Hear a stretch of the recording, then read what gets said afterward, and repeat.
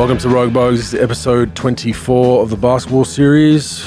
Myself, Andrew Bogut, and Mike Procopio. Pro, how's it going? Oh, just another fucking day in the shit show, my friend. How you doing, brother? All good here. Just watching a lot of basketball. NBL finals are on, NBA playoffs, obviously to the second round. So at least with all this coronavirus bullshit going on and you're stuck at home, there's something to watch. Yeah, I saw that Lawn Deal actually had a big time night. I had about 9 people tweet at me in the last 24 hours about it. He did. He played really well. He shot the shit out of the ball from 3 too. So he was 4 for 5. He had a really good week. I think he was a little bit pissed off about the MVP voting. I don't think he polled. He's not even spoken about in the top 3 or 4. I think he's just a victim of being on a really good team with a lot of different weapons. So his numbers aren't as good as they'd be if he wasn't just on a mediocre team. But I think that pissed him off a little bit, and he came out with the right mindset in game 1 of their semifinals, because that's all he can really control, right? I do want to apologize because, truth be told, I did vote him into my MVP last week. And this is what happened. They automatically took him out of the MVP voting. So again, my bad on that. And I just continue. The hits just keep on coming. That's what we do. We got some right this week, though, so we'll talk about that a little bit later. We got a few things right. Even a broke clock gets right twice a day, Bogues. You know what I'm saying? Yeah, we fell on our feet a few times. So let's get rolling into the playoffs. The last game yesterday that I watched, Clippers versus Jazz. Currently, at time of recording, it is 2-0 for the Jazz. These have been 2 really good games, just fun to watch, a lot of back and forth. What have you seen? And I think there's been some interesting things happen over the course of these games. For one was Rondo yesterday got a DNP. I thought that was very interesting. I don't know if it was down to Reggie Jackson shooting the ball the way he did and being a bit more aggressive and being a bit more of a scoring threat. But how do you see that series going? Do you think the Clippers can go home and get 2 and even it up? Look, like last series, same thing. People were saying it's over, done. There's no chance. And then they did what they did. I think the difference here is you actually have a team with multiple weapons that are consistent scoring weapons, with not only Mitchell, but you got Clarkson and you've got Ingles and you've got, the foreign kid there. Of course, I'm really prepared tonight. But they've got Gobert. Yeah. Bogdanovich, yeah. And then you got Gobert protecting the rim. They got a real rim protector. And they just have all these weapons. They move the ball. You can't really rock them. You can't really, they're not going to really quit on you, especially when you make a run. And you saw that the other night when they missed 20 shots in a row, or 20 plus shots in a row, and they get back into the game. They're tough. They just slow it down. They'll just relax. They've got veterans on the team, and they've just been taking it to them. Game 2, Mitchell obviously killed them on game 1, and their coverages kept changing on them. They weren't really they weren't making life difficult on them. They weren't contesting his shots. Zubac had a bunch of pick and roll coverages where he didn't even put his hand up. You got to try to make it a little bit difficult. Look, he was in the zone, so, he was great, but you got to try to make it difficult. And then they were attacking the rim on Utah. It seems to be working, even with Gobert in there, and then they just go away from it, and when they just want to jack up shots, and they think shot making is going to get them into it. And then the whole Rondo man thing, not playing both those guys were huge, huge factors in their own way in that first series, being just tough and having the experience that Rondo's got, and Ben just being tough and playing good defense and getting to the basket, making a couple of shots here and there. And they didn't even play him. And they played Beverly, which I think Beverly just can't physically. He reminds me of like a Rodman or like Ron Artest, when they were just sort of, they could fuck with you mentally, and they're experienced and they know how to mind fuck you during a game, but physically they just couldn't help you at the end. Like with, Rodman, when he was on the Lakers in Dallas, like he could still do some antics, but he couldn't really physically do it. And then Artest, same thing. He could be physical with you, cheap shot you, be tough, but like physically he wasn't like he was in like 2010 and before. And Beverly just, I don't think physically can guard guys like that, and he's not a weapon offensively. Rondo had his problems offensively, in the first series, like inconsistency, but he needs to take those 2 guys off the ball, Leonard and George, and put them in spots at times to just put them in the best possible position to win. And they don't have a point guard on their roster that can do that except him. And it was weird to me that he just didn't play. Yeah, I mean, I think the Jazz. I mean, one concern I had for them was that that one-on-one breakdown ISO bucket getter would be Mitchell, who was somewhat inconsistent in that role throughout his career. I mean, he's very aggressive and improved a lot, but that was my concern, was like, do they have enough of that compared to, Brooklyn with KD and James, and even the Clippers? They've got two guys, Kawhi and Paul, that you can throw it to and they can get you a bucket, but Mitchell's exceeded my expectations in this series so far. I mean, he has that game 2 start that he had, walking into step back threes and side step threes, and just was aggressive and knocking stuff down. If he's playing at that capacity with the balance that they have around him, he stays healthy, they stay healthy. I mean, I think they've got every chance to get to the NBA Finals. I'd love to see it, but I think the Clips can get one at home. I don't know if they can get both. I hope they get 2 just to make it a series, but I think the Jazz are just, they've got guys that understand their roles. They've got guys that aren't going to pad if they don't get minutes. They've got, guys that, like Jordan Clarkson, come off the bench and know his role to just get him up. And I think they've got a really good balance now with Mitchell. When Mitchell was out of that lineup, a whole different story, because, you're losing a really aggressive one-on-one scorer. But when you have him in that lineup now, Ingles naturally slides to his natural position of that second, third ball handler. Bogdanovic is getting feet set wide open threes. Gobert's getting open dunks. Like their balance is just, it's an amazing, very well coached, balanced team, and they're not going to beat themselves. So I think for the Clips to win, they need a night where they shoot 40 from 3 and Kawhi and Paul, play really good defensively and offensively, both ends of the ball, for them to have any chance. But I think this, it's got the potential to go 7, but I just don't think that the Jazz are going to have too many games where they play themselves out of a game. I agree with you. And I think that, if you just knock on wood, just stay healthy, if nothing catastrophic happens there, I can't see them faltering like that. I think, like you said, they'll probably get 1 in LA. I can't see the series going past 6, in my opinion. I think that they're going to probably lose this 4-2, in my opinion. I just, like I said, you can't fuck them up. You can't rock them. Even if you score and they're struggling, they're going to continue to move the ball around, continue to get shots. Hey, hats off to the Clippers. They came back, roaring back, from down, 20 points or so, and they tied it, took a lead, and they turned the ball. They shit-fucked away about 4 out of 6, possessions in the fourth quarter, where, Reggie Jackson threw a rim run to Durant that went out of bounds.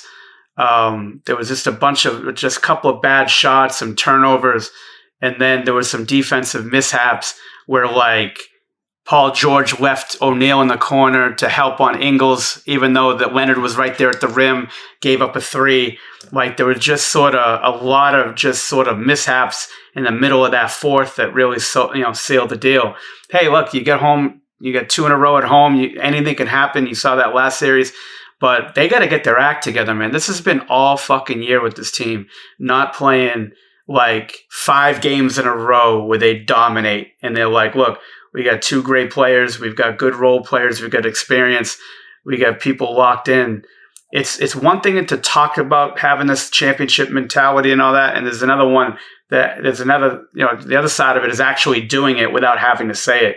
And, they just got to show it and step up. And, hey, look, series ain't over, but I think it's going to be tough.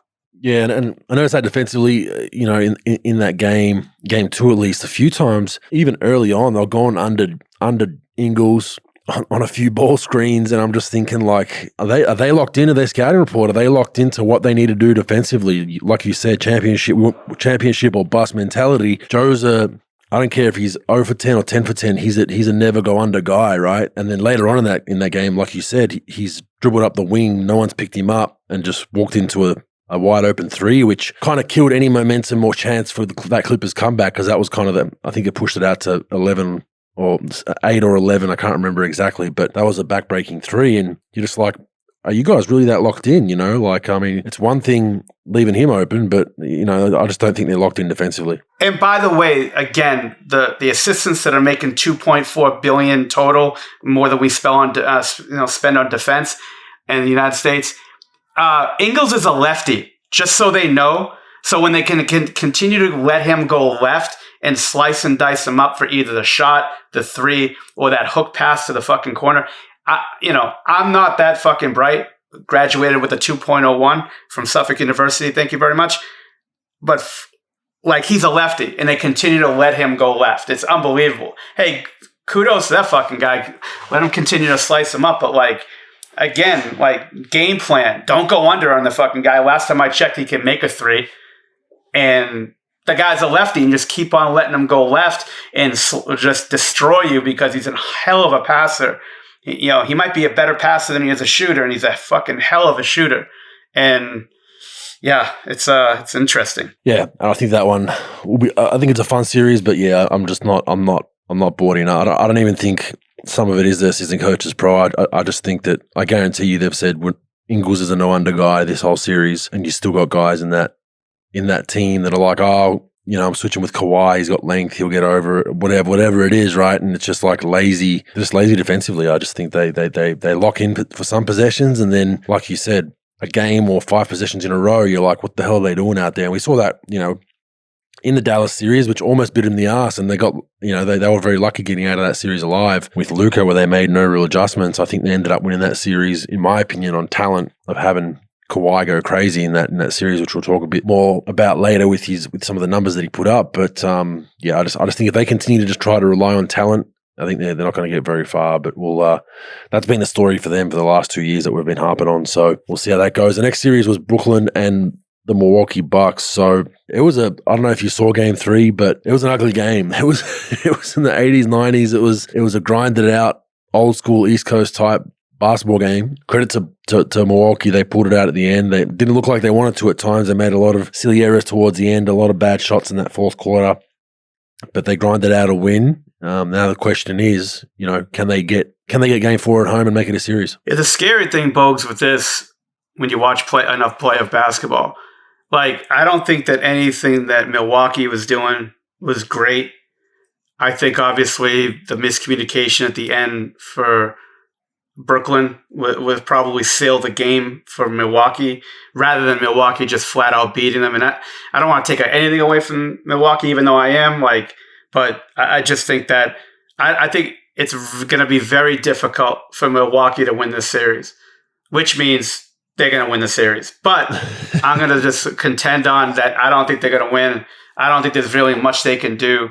I think Giannis is, again, showing with the offensive struggles at times that, they know how to play him. They've got firepower even without Harden in Brooklyn. And I just think it's going to be too difficult, in my opinion. But where do you see it as a player, Bogues? Do you see it maybe a shift in momentum a little bit? Can you, give you some insight on what you think on it, from the whole, of the series? Not really. I don't think so. I don't think it was like a punch in the face to Brooklyn by any means. I think it was a close, grinded out game on the road that Milwaukee stole towards the end. Credit to them, but I don't think Brooklyn will be panicking by that by any means. Even if they get game 4, I think Brooklyn is still, they're very tough to beat. Kevin Durant is just an amazing basketball player. I think one of the best, if not the best, one-on-one get me a bucket guys we've ever seen in the game. Just his length, his height, his athleticism, his touch. He just, he has so many options with that frame of his automatically that he's just very hard to stop, and he hit some big shots late in that game for him. I think everyone's talking about the Bruce Brown, not finding KD, not finding Kyrie, and, you want your role players to be aggressive, but you also want to find superstars at the end of a game. So it's a tough argument in my opinion. I think he saw a lane, but going into his weak hand, for those that don't know, he had 20 odd seconds left to tie the game. We'll put him up 1, and he went in and shot a floating left-hand layup over a 7-footer that had no chance of going in. So he's copped a lot of flack for that, but I don't think Brooklyn are panicking. I think they'll be okay. This was an uglier game for them offensively, and I think they'll know, they just tweak a little bit going into game 4, and they probably know, hey, we want to get some rest. If we can get some rest, it helps James Harden come back sooner, hopefully, and gets him a bit more fresh. Not traveling with the team on 2 or 3 extra flights, so the more rest they can get, the better. Obviously, KD's had an injury history. Kyrie has as well. A few guys banged up, Jeff Green. So I would, anticipate them coming out game 4, punching Milwaukee straight away. But Yeah, I mean, the Giannis thing that you mentioned has reared its ugly head again. You know, the shooting has really hurt Milwaukee. You know, they're shrinking the floor. I mean, we texted back and forth. I mean, late in that game, one thing I found interesting was that the Brooklyn was switching 1 through 5 with Lopez, right? For those who don't remember, I played against Lopez when he was a post-only player, and he was a problem on the block. He had that rip-through move before it became fashionable, so he'd get to the free throw line if you had your arm out. He was a guy that you'd push off the block, make him go to his weak hands, make him shoot a fading away hook, did everything right defensively, and his ball just went in. He's one of those post guys that just still does have amazing touch around the basket. With that modern game, he doesn't even touch the block anymore, but they had stretches where Kevin Durant was guarding him. They had stretches where Joe Harris was guarding him possessions, and I'm like, in a grinded out 70, 80-point game, the analytics for me go out the window. You can't score. So while, I know post-ups are frowned upon, but I was like, you throw it down a Brook with Joe Harris on him, I'll guarantee you he's going to get you a score 60 or 70% of the time. And it's just gone so far away from post-ups are the devil that in a game like that, I think, where Giannis wasn't rolling, he couldn't really get a bucket, they were shrinking the floor. Just go to something that's so random that it would be confusing if you ran a post-up late in the game because it's so frowned upon. But just an interesting observation I had at the end of that game. No. It's 2 years. It's 2 years ago all over again. I mean, when they were playing in Toronto, you get that. Look, I get the whole analytics thing with post ups, and I understand it to a certain degree. But first of all, there should be a couple of things involved. A, if he's one of the top 5 post players in the league, which on the block, in my opinion, Brook Lopez is one of the top 5 low post scorers in the game. So A, you get that. B, if it's a 1-5 switch or a 2-5 switch. Like, you got to go to him. Even if it's 3-5, I mean, anything that's not like position and you switch, you got to throw it down to him because he's going to get you to the free throw line. Look, the number that you want in your points per possession, somewhere over 1, 1-2, that's what you want. So you're either going to get a 2 free throws or you get closer to get to the bonus and to get to the free throw line, or you're going to get a score or a very good shot where you might be able to get an offensive rebound. I'd take that all day. And when you continue, because you can't really score, again, until Giannis could do it in a whole series, he might have some games where he goes 7 for 9 from the line. I don't really see it, but he might, or make a couple of threes blindfolded. But like, you got to go to other things besides that. And when they switch that and you have that matchup, why not go to it? But they're, just like most teams, they're fucking analytically based. And that's where analytics fucks you. In the playoffs, sometimes you got to go away from that, especially when you got some momentum doing something else.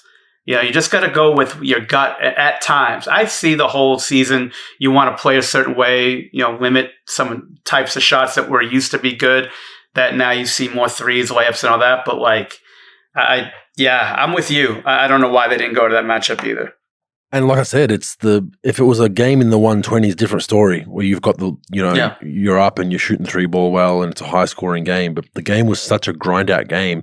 It just would have been a roll the dice that I would have went to as a head coach. And even you say 1-5 switch pick and roll where they put a small on Brook Lopez. I'd argue Kevin Durant guarding him, I'm still posting him up. Kevin Durant's a great defender. He's long, but he's not very heavy. And he's carrying such a load offensively. I'm going to throw him down to the block and let Brook Lopez, hit him a few times and try to put him under the hoop. I don't think KD wants any of that right now.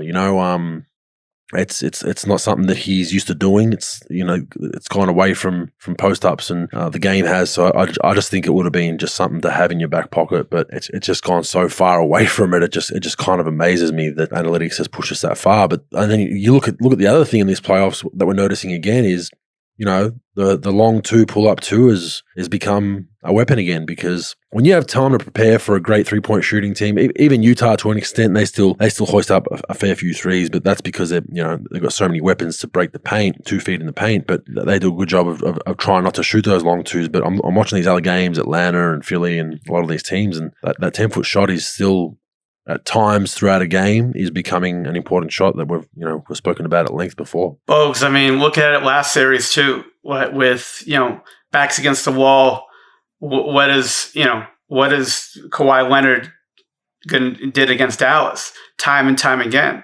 Mid post, jab, jump shot, pick and roll, snake it, or just get to that 2-dribble pull up elbow.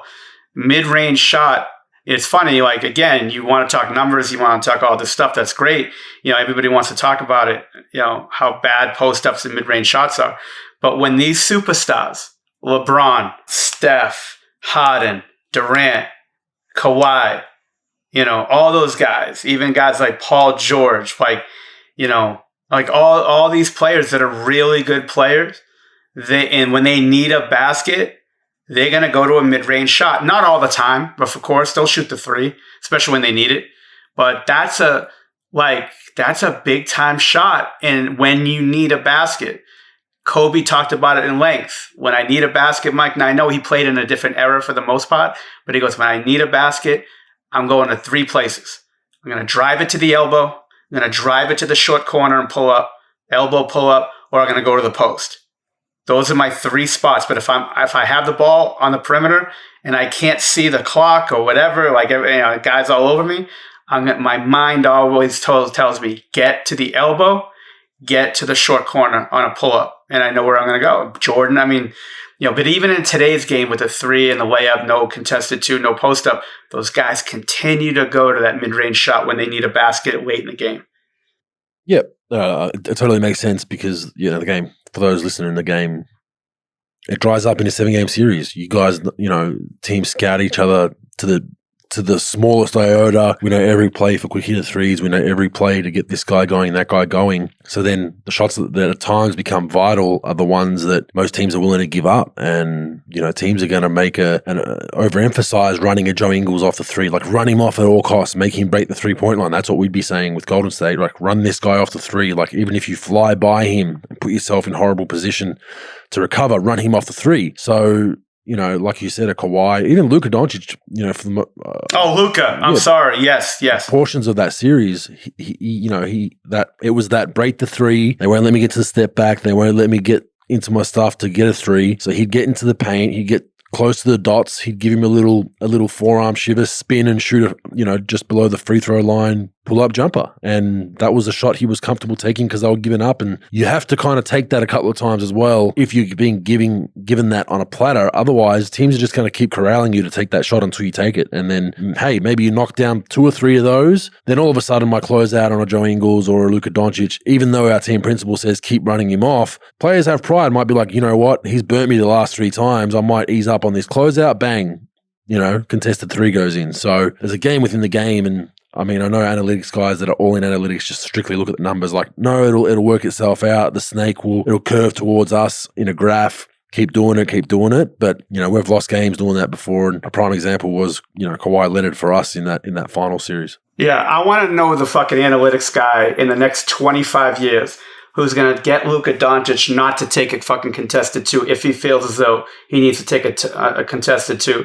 Unless Russell Crowe from fucking Gladiator is your fucking analytics guy, he's going to take whatever shot he feels as though he needs to shoot in a crunch time situation and any superstar. And I think that's where it is. Like, you got to go by feel. And when you're a basketball player I think in the sort of the first 3.5 quarters, whatever, you try in the flow of the game, you try to get as many threes, layups, and, and stay away from those types of shots in the flow. But I think when you need baskets and your back is against the wall, you got to go total fail. You got to throw all that bullshit out the window. I agree, and I think you need a good balance these days, and mainly playoffs, finals, it completely changes. But the next one we'll go to Phoenix versus Denver. You had Denver. I took the opposite just to be different, and I actually think Phoenix have a chance. They're 2-0 right now, so I'm in a good spot. But going back to Denver, the one thing I've enjoyed with Phoenix is, we mentioned it last week, that they just have an East Coast 90s era toughness about them in the West. They got a lot of tough guys with chips on their shoulders, guys that are willing to wrestle if they have to, guys that are happy to play roles, a good mix of scorers, playmakers. It seems like they don't have enough every series they get to, but they continue to surprise. And I've enjoyed watching their toughness. And I just feel like Denver, these first 2 games, I'm not sure what it is, whether it's a Jokic MVP, whether it's now finally catching up to them that, their star point guard and Murray's out, but they look like they've blown their load, bro. Denver just look cooked. I mean, they are going back to arguably one of the toughest places to play on the road with the altitude and a pretty good fan base there in Denver to try and salvage this series. But I know Malone's press conference after the first 2 games was scathing of his team, saying we were soft and weren't tough, and I totally agree with that. But unless something drastic happens, they just look like looks like they're cooked, to be quite honest with you, bro. Oh, yeah. I mean, the one thing about Michael Malone is, he doesn't bullshit. Like he's not going to be like, oh, we're just going to, we'll be all right. We're just going to make shots next game. No, like when they fucking play soft, he tells these fucking guys played soft. He doesn't do it every game. He knows that you can't do that, to keep your locker room in check, but he calls it the way he sees it. And they were passive. And again, I keep saying it.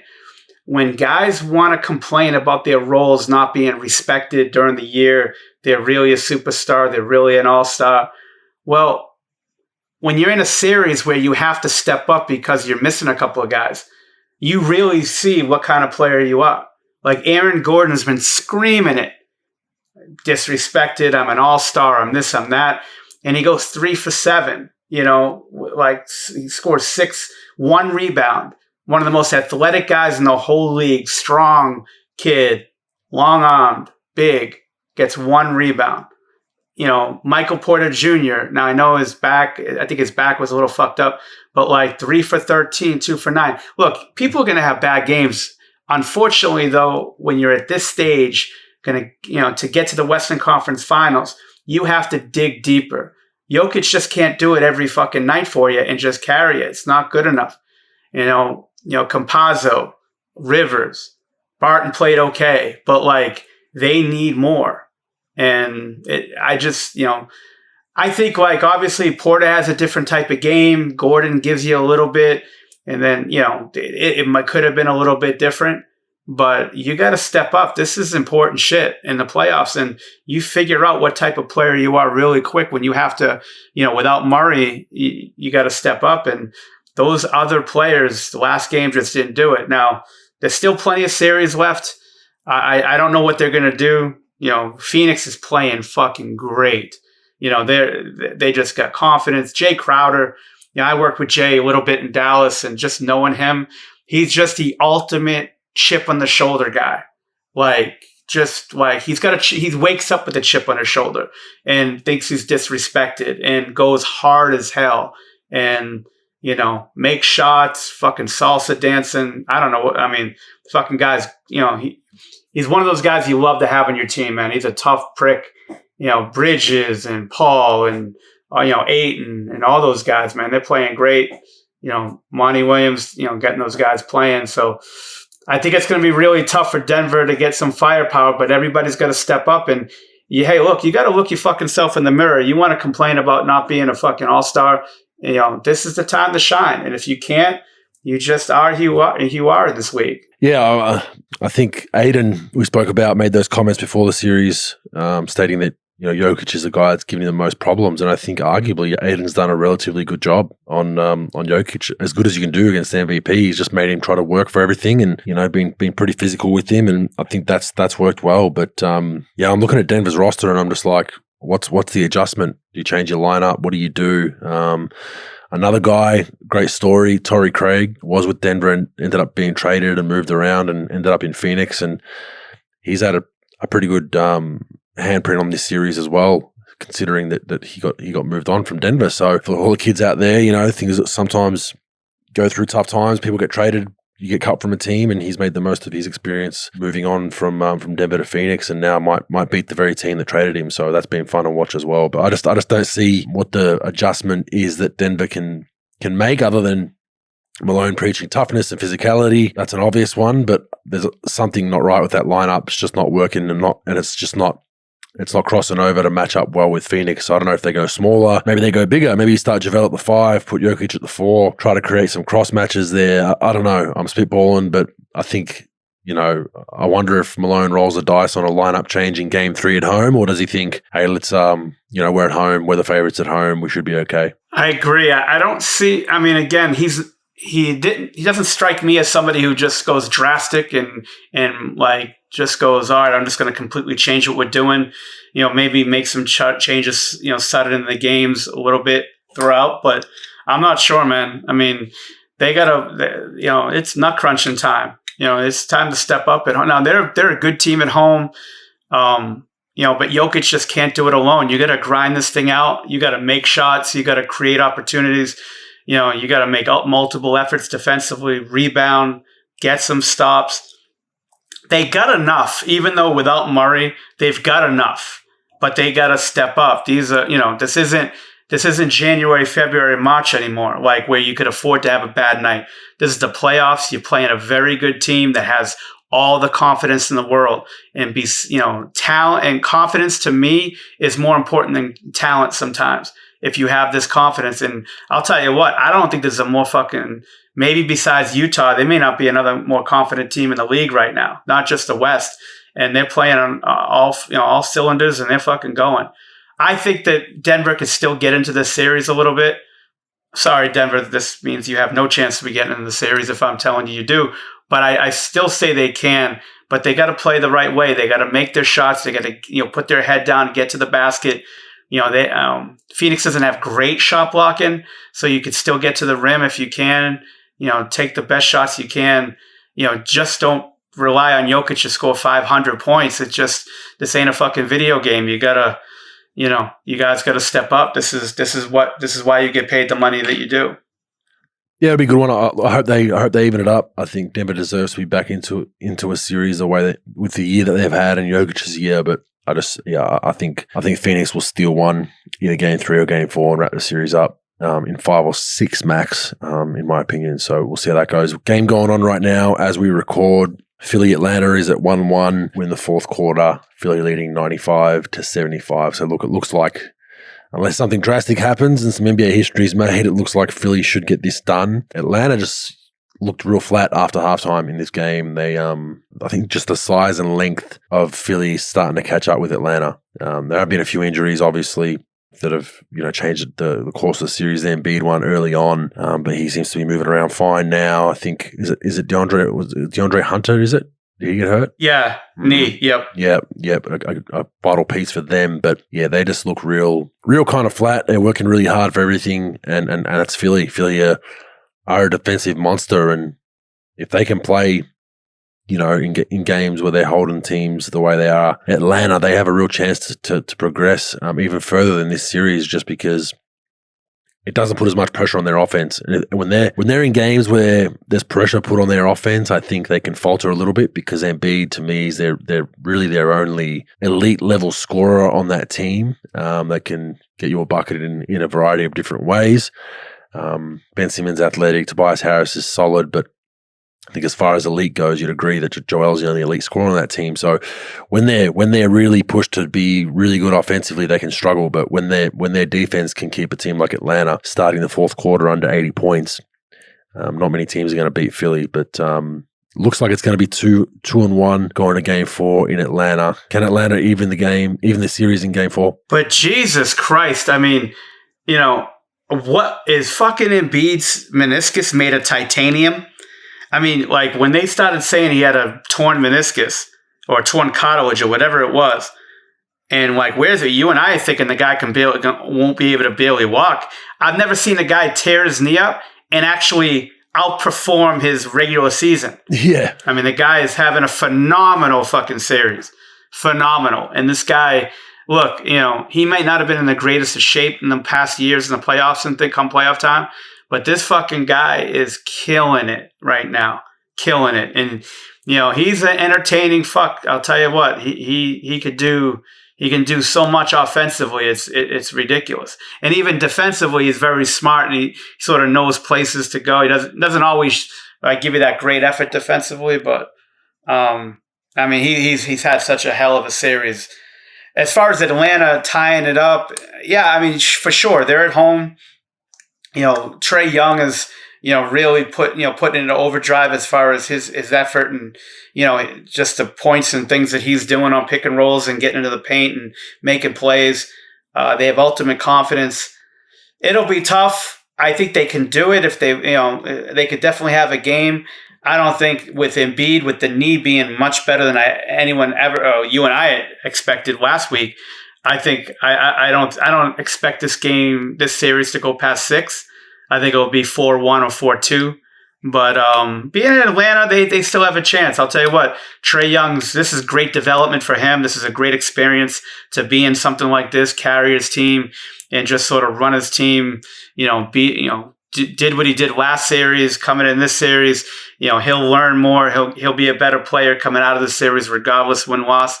But I don't think they're going to win. I don't think they'll win the series. Possibility of tying this thing up, but I don't see this going past 6.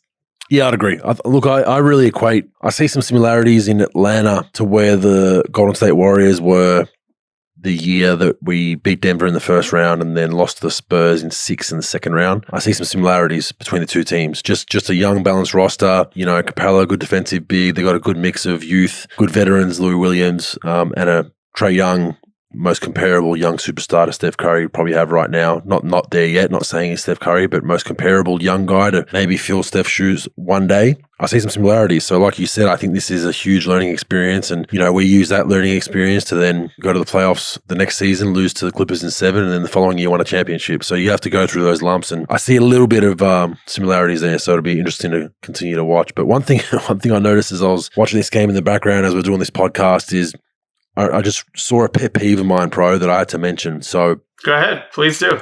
One of them is these guys that just won't shoot the half-court shot or the three-quarter court shot on the buzzer. So for fans out there, what I mean by this is I played with a guy that was notorious for it. Michael Redd with the Milwaukee Bucks. He was notorious for this. So you'd have the ball with 2 seconds left, you're in the backcourt, and you can hoist up a three-point heave, and they'll take that extra dribble as they hear the buzzer, and then oh shit, I got to shoot it. The buzzer's already gone, right? So it looks good in real time for the crowd. Oh, he tried to shoot it. He just didn't realize the buzzer's going off. But when you play with a guy that does that every other game, you start to realize it's not an accident. The reason for it is it's protecting their stats. So if you shoot it after the buzzer, the shot attempt doesn't count. What they're doing is protecting their 3-point percentage because, you may be making 0 out of 20, 1 out of 20, 1 out of 30, 1 out of 40 of those, if that, right? Mm-hmm. And I just saw it happen in the Atlanta game. And in a playoff game, you got to take that. Look, regular season, I'm against it completely. If I was head coach, I would basically say, hey, if you guys have a chance to shoot a full court shot, a half court shot, we're getting it up. I don't want you protecting your stats. If you don't do it, we're going to have a discussion about it because those 1% chances can win you a game. It can win you 1 game out of 82. Could win you whatever it is. In a playoff series, you got to hoist it up. But I don't know how you feel about it, Pro, but I just hate seeing guys just protect their stats so much that, and that's why I love Steph Curry because he'll hoist that shit up from anywhere, man. Like, he's got the ball in his hands, 3-quarter court. He'll shoot a hook shot falling out of bounds before the buzzer goes because he thinks he's got a chance to go in. And he makes more than most guys with those long distance shots. But I just scratch my head. If I was a coach, I'd be like, you're leaving something out that you could be giving us. It could go in 1 out of 50 times, but that extra 1 win could be a 3 seed instead of a 4 seed, So I don't know how you feel about it, Pro, but just something I had to get off my chest and rant about. It's funny that you say that. A story, and again, I don't know if 100% true or not, but I did hear this. When Daryl Morey took the job in Houston, and again, this may not be true, but this is what I've heard. He had his first meeting with Jeff Van Gundy, and Van Gundy wasn't a big analytics guy, whatever. And he comes in, he comes in and was like, he said, all right, you got a few minutes. What do you got to tell me? Like, give me something that I can use.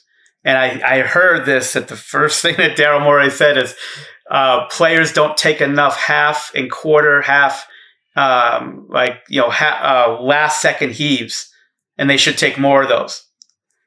And I guess he just sort of like blew him off, or like, this is all you got to tell me, which is interesting because you're saying that now. I totally agree. I do predict in the next 5 years, Adam Silver or the league will change the rule where if you make it, it counts on your stats. Shooting wise, and if you miss it, it doesn't count. Oh wow! I guarantee. That's a prediction I'm going to make in the next 5 years. Well, I don't think we're close yet. Yes, behind half court, if you take a heave, that it's going to be not counted percentage-wise to entice guys to take more of them. I predict in the next 5 years.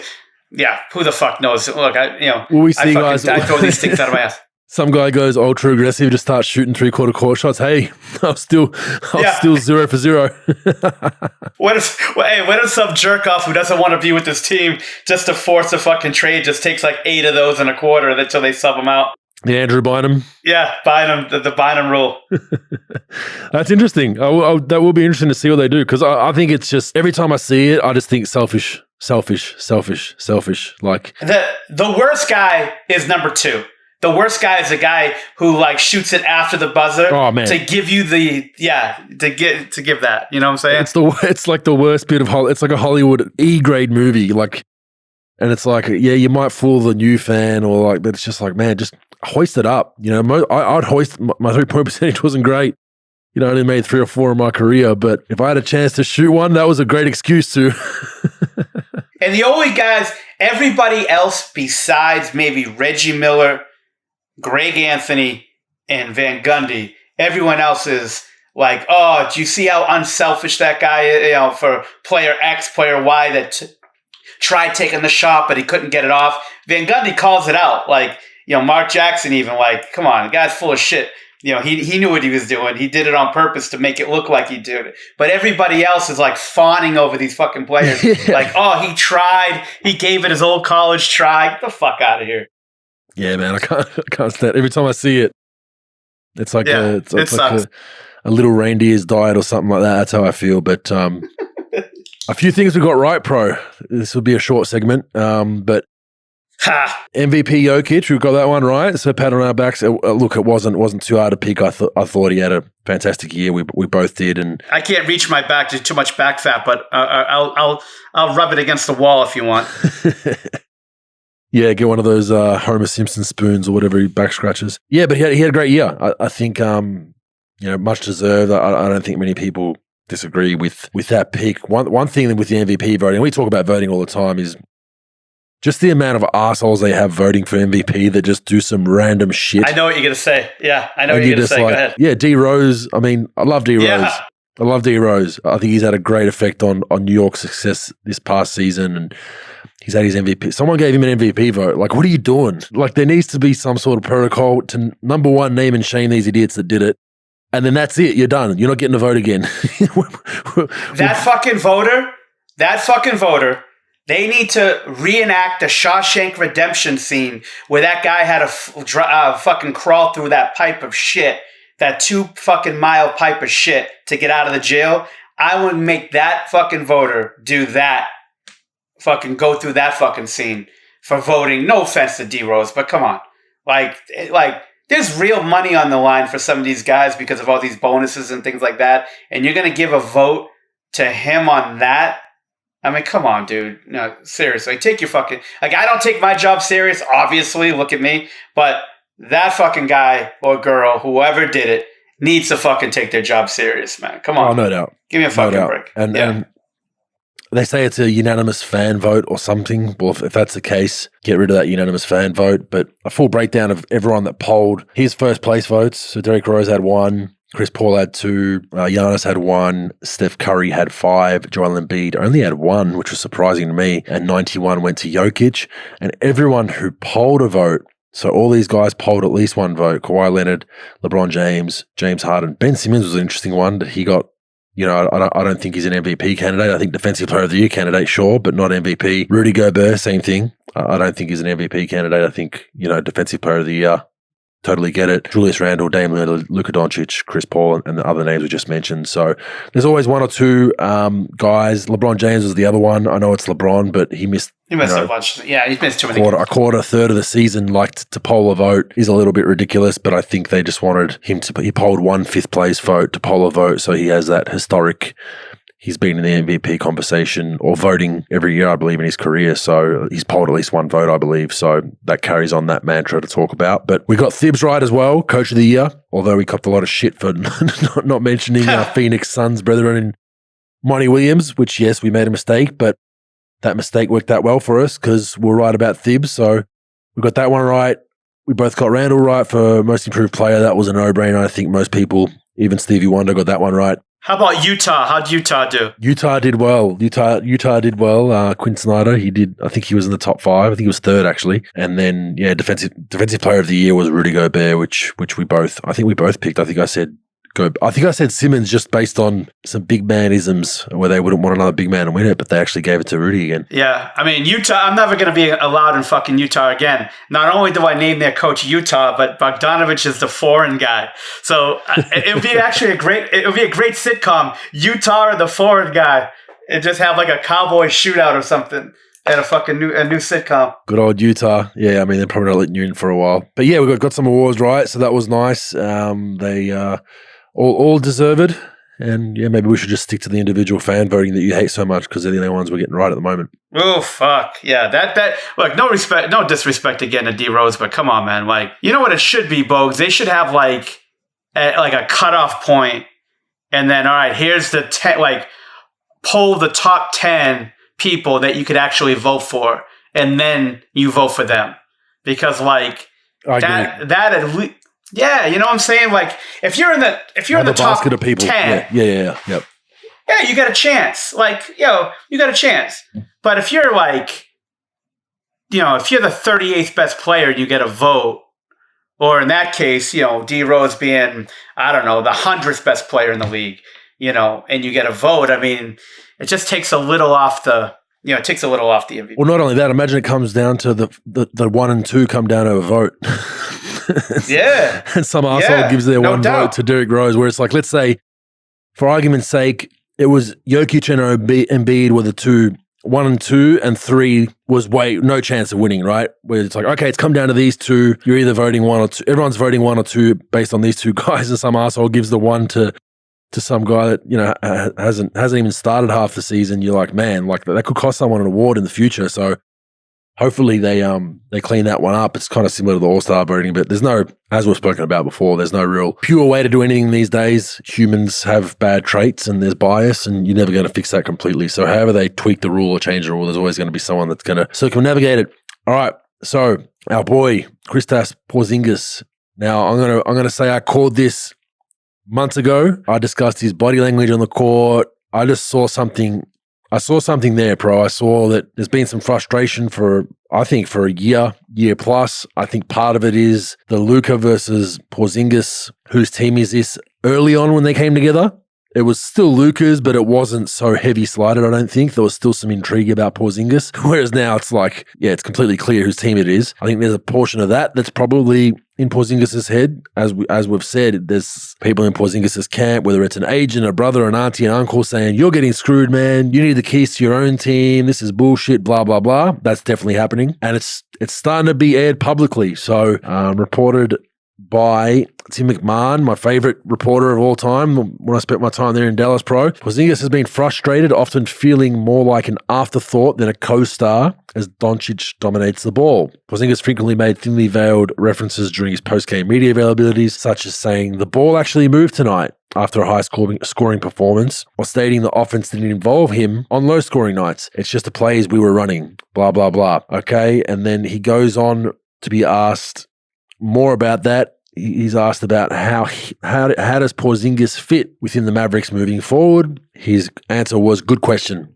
Pausing to recollect his thoughts. How do I feel? I mean, I'm good. I try to put in the work, try to work hard. I do my part, listen to the coaches. What I'm asked to do, and that's it. I try to keep it simple for myself so I'm not overthinking things. I try to focus on what I can control. That's being a better basketball player. Going into the offseason hungry. I want to get better physically and on the basketball court. I'm going to put that work in and get better, and the rest of the stuff will resolve itself. So the elephant in the room that you've spoken about many a times, he's owed $101.5 million over the next 3 seasons, a contract that executives and scouts around the league view as an albatross. If Porzingis isn't a championship caliber sidekick, and he isn't likely to be a ticket to one in the trade market, it's hard to see how the Mavs get a second star in the near future. So I guess we're both right and both wrong. But, at times we've said you can even trade a vacuum cleaner that has a max contract and your contract's tradable. But this might look like the vacuum cleaner that's broken down, pro. But can the Mavs find a unique way to get rid of him, or is it just going to be an issue where he's just going to be padding up and down the court for the next season plus? I mean,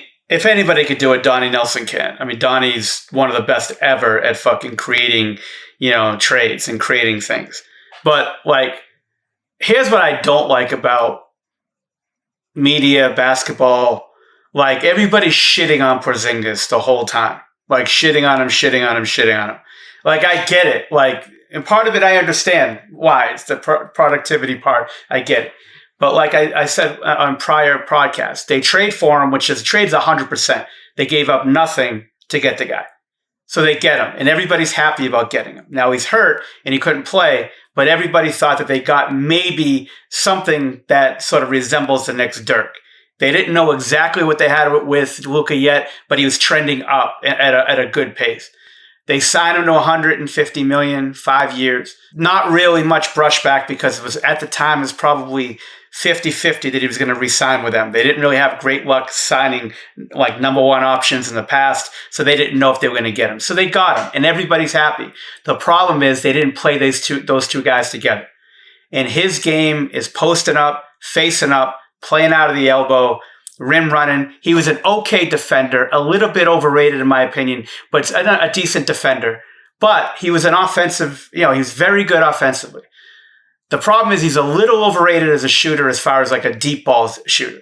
The game itself is played a lot differently from when he was very good early in his career in New York. He's always had injury issues. That continues to be an issue to this day. So that's an issue. The way Luka needs to score is a lot like James Harden in that sense. He needs to dribble the ball a lot. He needs to create. But I think Luka's a better player because Luka, I think, is a more willing passer.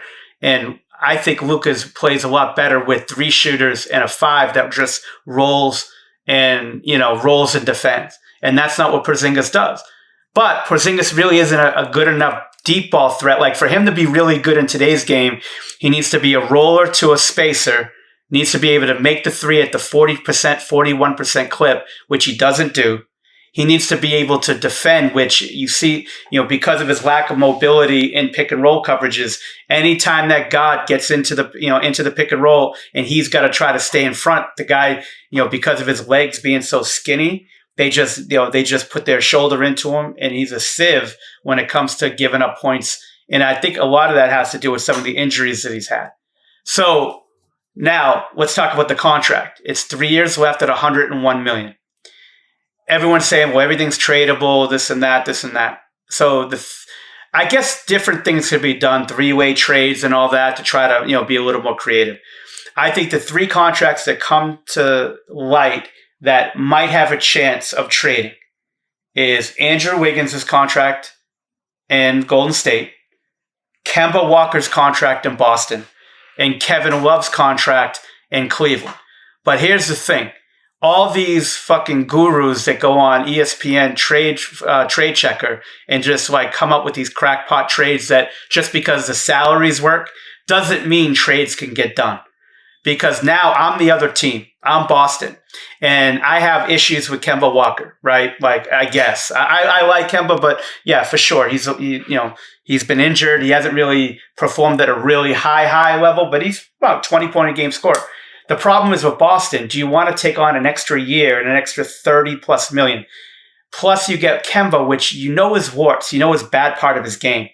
But it's better sometimes, in my opinion, to have a guy on your roster that their warts and they could still play at a really high level. And they're a ball handler, which in today's game, ball handlers are worth a lot more than bigs if you're going to give big contracts. So do you want to take Kristaps Porzingis, which you don't know much about, and he may not fit into where the game's played considering what you're going to have to pay him?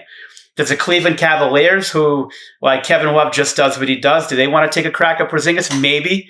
But again, you're going to have to take on, they're still getting their rookie contracts and they're trying to shed salary. And now you're going to bring on all this other salary on a player that may not be able to fit. And then you got Golden State, who pays so much fucking tax money and is going to have to, give up their scorer to get to him. But again, I don't even know if that trade could really work. If you're Dallas, in my opinion, you're going to have to give out a shitload of assets. Like, to me, if I was taking Porzingis on a trade, the first thing I'm asking for is picks, obviously. I'm asking for at least 2 of your role players. So I'm at least, don't talk to me unless you're going to give me Dorian Finney-Smith and Maxi Kleber minimum. Now, I don't exactly know how the sign and trades work, but like if you're going to sign and trade Hardaway and I'd have to give you something else, that's fine. But like the only way they're going to do it is if a team gets a bunch of assets, a bunch of picks, and at least 2 of their role players that actually like really fit in. Their role players fit greatly in to Dallas. So I don't know, Bogues, in my opinion, if they can get this deal done. But like you said, you could trade anything these days. But I just don't like even Chris Paul, even, John Wall, Westbrook, those contracts that everyone says were untradeable, those guys at least had value. Like John Wall, if he was healthy, can get into a game and score 20 points because of how the game's played. Westbrook could do it. Like Chris Paul obviously can, even when he was banged up in Houston and no one thought he had much left in the tank, could still do some things. I just don't see it. Now, Porzingis is a good player. Like, he's a good player. If you want to post up, he could score points. He could pick and pop and take, one dribble pull up. He's not a fluid athlete. Like, he's not like, he's not like an Embiid even. Like, Embiid can move. Even Cousins, before he got hurt, that guy can move a little bit before post, injuries. He's a pop-up shooter, and he's a very streaky one. And he's a post-up player, which no one wants to post up anymore. And he's not a true rim protector. So I don't know. With that contract, it's going to be really tough. Yeah, it is. And just based on the salary he's earning, I mean, I guess it comes down to, will he pad around coming into preseason? Will he pad around and make some noise and not be engaged? I mean, he's essentially their second leader in that locker room based on contracts. Luka's obviously the leader, and then you got Porzingis as your next paid guy. So hopefully they can figure it out. But I just, we see these stories all the time in the NBA, and someone's going to end up getting screwed. It's either Porzingis, it's either the Dallas Mavs, it's either the team that gets him. I anticipate something being done eventually, because I just can't see how they fix that, and knowing how Rick is and knowing how that organization is, and it is Luka's team, that they're going to conserve all their energy for making sure Luka re-signs there and making sure they're keeping Luka happy before they even think about giving a hug to Porzingis. That's my opinion on it. I think they'll try to salvage it to an extent, but they're gonna Porzingis is gonna come to that realization pretty quickly. Like, you're an afterthought compared to Luka on this team, buddy. So if you don't like that, you're gonna have to move on. But then that question is of, where do we move you? And how do we move you? And that's going to be interesting. Yeah, and they just can't send him home. He's got 3 years left. It's not like his last year of his deal. Yeah, so you can't do that. You could stretch him out. So the stretch out I think, to my knowledge, they'd have to pay the $101 million over 7 years. So instead of having $30+ million on your cap, it's like $14 million on your cap for 7 years. So I don't think they want to do that, because they have to have 4 more years of $14+ million. They could, like, on a buyout, like if I'm him, I'm sitting there with 3 years.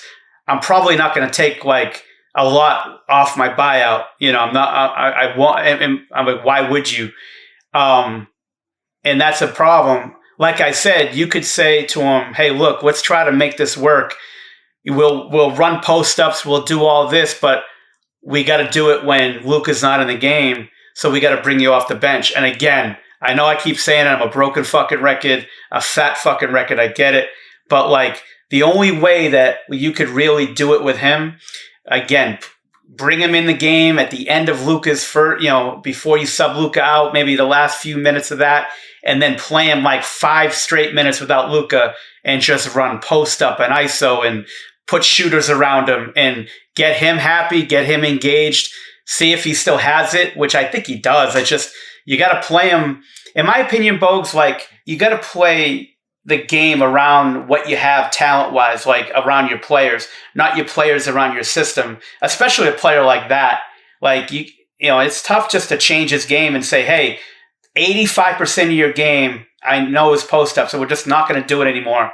And now we're just going to ask you to shoot logo threes and do all this other stuff. It's hard for him, but he's got to realize that he's not a knockdown shooter, and he needs to get much better at that. But I think it's going to be tough to move him. I don't think they're going to bring him off the bench. I got a better chance of losing 30 pounds this summer.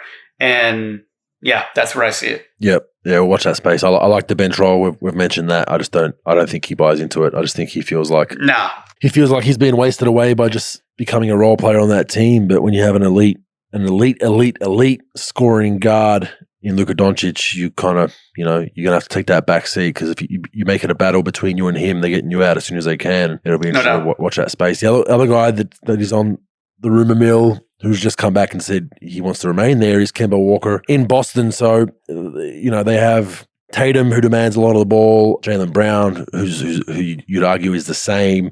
Marcus Smart can, have games where he's shooting 15 shots. I mean, Kemba being a shoot-first point guard, I don't think he fits in that roster period. I think it was a risk by Ainge and kind of had to make it at the time. Kemba was a great player in Charlotte, and they didn't really know the ceiling of a Tatum and a Brown together. But now that you do, I think, I just don't think Kemba fits, and it looks like he might be the odd man out there that will be moved on once the Celtics obviously figure out who the head coach is. Yeah, I think it's a little easier too to move his deal, even though it is it is $34 million this year, and I forgot what he's making the next year, but anyways, like he's got 2 years left. Oh, actually, I'm sorry, he's got 3 years.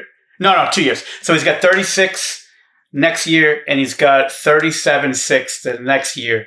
I'm not sure about the options and things, but. It's a little movable because, again, he can get into a game, he could score, he can handle the ball, he can do some things. He's probably a little bit easier to move a deal like that. Like, it's rumored that they're trying to look to Dallas, to go to put him with Luka and to trade him in for Porzingis. I mean, that might be a doable deal if Dallas throws enough in as far as picks and maybe a role player to get Boston to bite. But 30 years old, knee injury, it's Ainge had to do it at the time because Brown and Tatum's extensions were coming up and their cap room was going to go away. So they needed to make a move. They just lost Kyrie, so they had to replace him with something. I think they just lost Horford as well. And you know how that free agency shit works. Like, guys keep getting off the board. You got to get guys that are on the top of the board early. And I think they just sort of jumped into that. It's a tough situation, but I think it's a little easier because he's got one less year than Porzingis, and and plus, like, after 1 year, you can get off his contract, again, or stretch him out for that last year of his deal, if you acquire him. Like I said, the game's played.